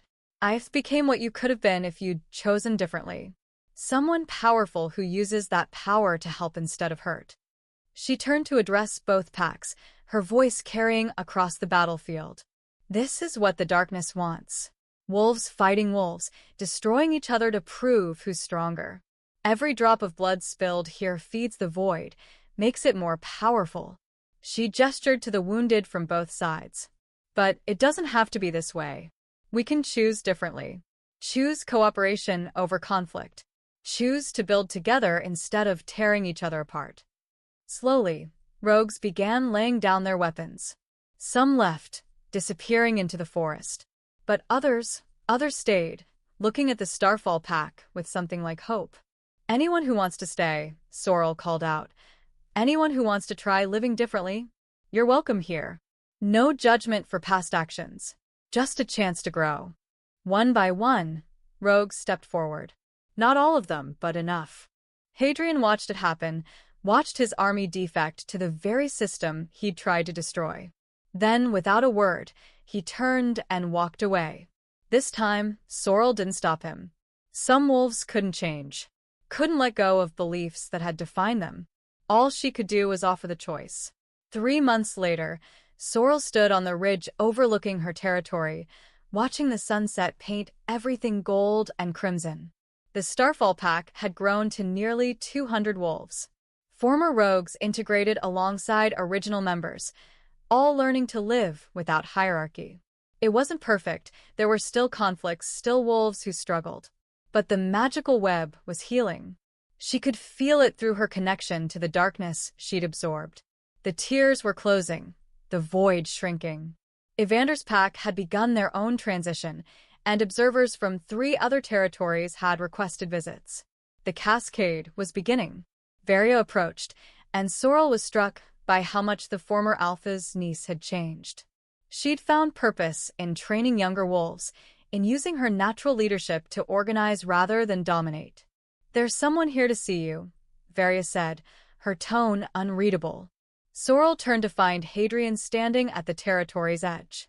He looked smaller somehow, diminished not by physical changes, but by the weight of everything he'd lost. "I'm not here to cause trouble," he said before Sorrel could speak. I needed to see it. What you built. And it's working." The admission seemed to hurt him. "Against every instinct I have, against everything I was taught, it's actually working." Sorrel waited, letting him process. "I don't know if I can change," Hadrian said finally. "Don't know if I can unlearn 30 years of believing in hierarchy. But..." He looked at her with something almost like respect. "I want to try. If you'll have me." It was the last thing Sorrel expected. The wolf who'd caged her as an infant, who'd allowed 2 decades of abuse, asking for a place in the pack she'd built. Every instinct screamed to refuse, to make him suffer as she'd suffered. But that wasn't what she was building. "You can stay," Sorrel said quietly. "Not as alpha, not as leader. Just as another wolf learning to live differently." "But Hadrian..." She met his eyes. "If you ever hurt someone the way you hurt me, the way you hurt so many others, you're gone. Permanently." "Understood." He walked past her into the territory, and Sorrel felt the magical web shift to accommodate him. Another wolf choosing differently. Another chance for healing. Ariva appeared at her side, pressing close. "You did it. The prophecy is fulfilled." The caged wolf broke her chains and restored balance. "Not completely," Sorrel replied, sensing the darkness still lurking in other territories. "This is just the beginning." "Then what comes next?" Sorrel looked out at her territory, at wolves living without hierarchy, at proof that another way was possible. Then she looked beyond, to the territories where the darkness still fed on suffering. "We keep going. Keep showing wolves there's another path. Keep healing the web one pack at a time." Through her bonds with the 3 guardians, she felt their absolute support. Thalira's fierce determination, Kellinor's quiet wisdom, Ariva's unwavering love. She wasn't alone anymore. I would never be alone again. The caged wolf had broken free. And now she would help every other caged wolf do the same. Years later, the gathering of alphas was unprecedented. 12 pack leaders, meeting on neutral ground, not to wage war or negotiate territory, but to discuss transformation. Sorrel stood before them, no longer the frightened girl who'd worn an iron collar, but a wolf whose legend had spread across territories. "The darkness will keep manifesting," she told them, "as long as we keep feeding it. As long as we choose hierarchy over harmony, dominance over cooperation. But together." She gestured to the alphas who'd already begun their own transitions. "Together, we can starve it completely. Build a world where no wolf is caged, broken, or told they're worthless." "It's idealistic," one alpha said, though his tone was more thoughtful than dismissive. "Possibly impossible." "So was breaking an unbreakable collar," Sorrel replied with a small smile. "So was transforming corruption itself. So was changing how an entire pack functioned. Impossible just means no one's done it yet." She looked out at the assembled leaders, at wolves who held the power to reshape their world. "I'm not asking you to trust me. I'm asking you to trust yourselves. To believe that wolves can be better than their worst instincts. That we can build something worth protecting instead of destroying each other to prove who's strongest." Slowly, one by one, the alphas began to nod. The cascade, was spreading. And somewhere in the darkness, the void grew smaller. The end. If this story resonated with you, if it made you think about how we treat those society labels as less than, please take a moment to like this video, share it with someone who needs to hear this message, and subscribe to Wild Alpha Tales for more stories that challenge us to be better. Drop a comment below telling me, what chains in your own life are you ready to break? What systems have you questioned? Sometimes the bravest thing we can do is simply refuse to accept that this is just how things are. Thank you for journeying with Sorrel from caged victim to transformative leader. Remember, you're not broken. You're not tainted. You're exactly what the world needs, even if it hasn't figured that out yet. Until next time, keep howling at injustice. Keep choosing compassion. Keep breaking chains. Thanks for listening.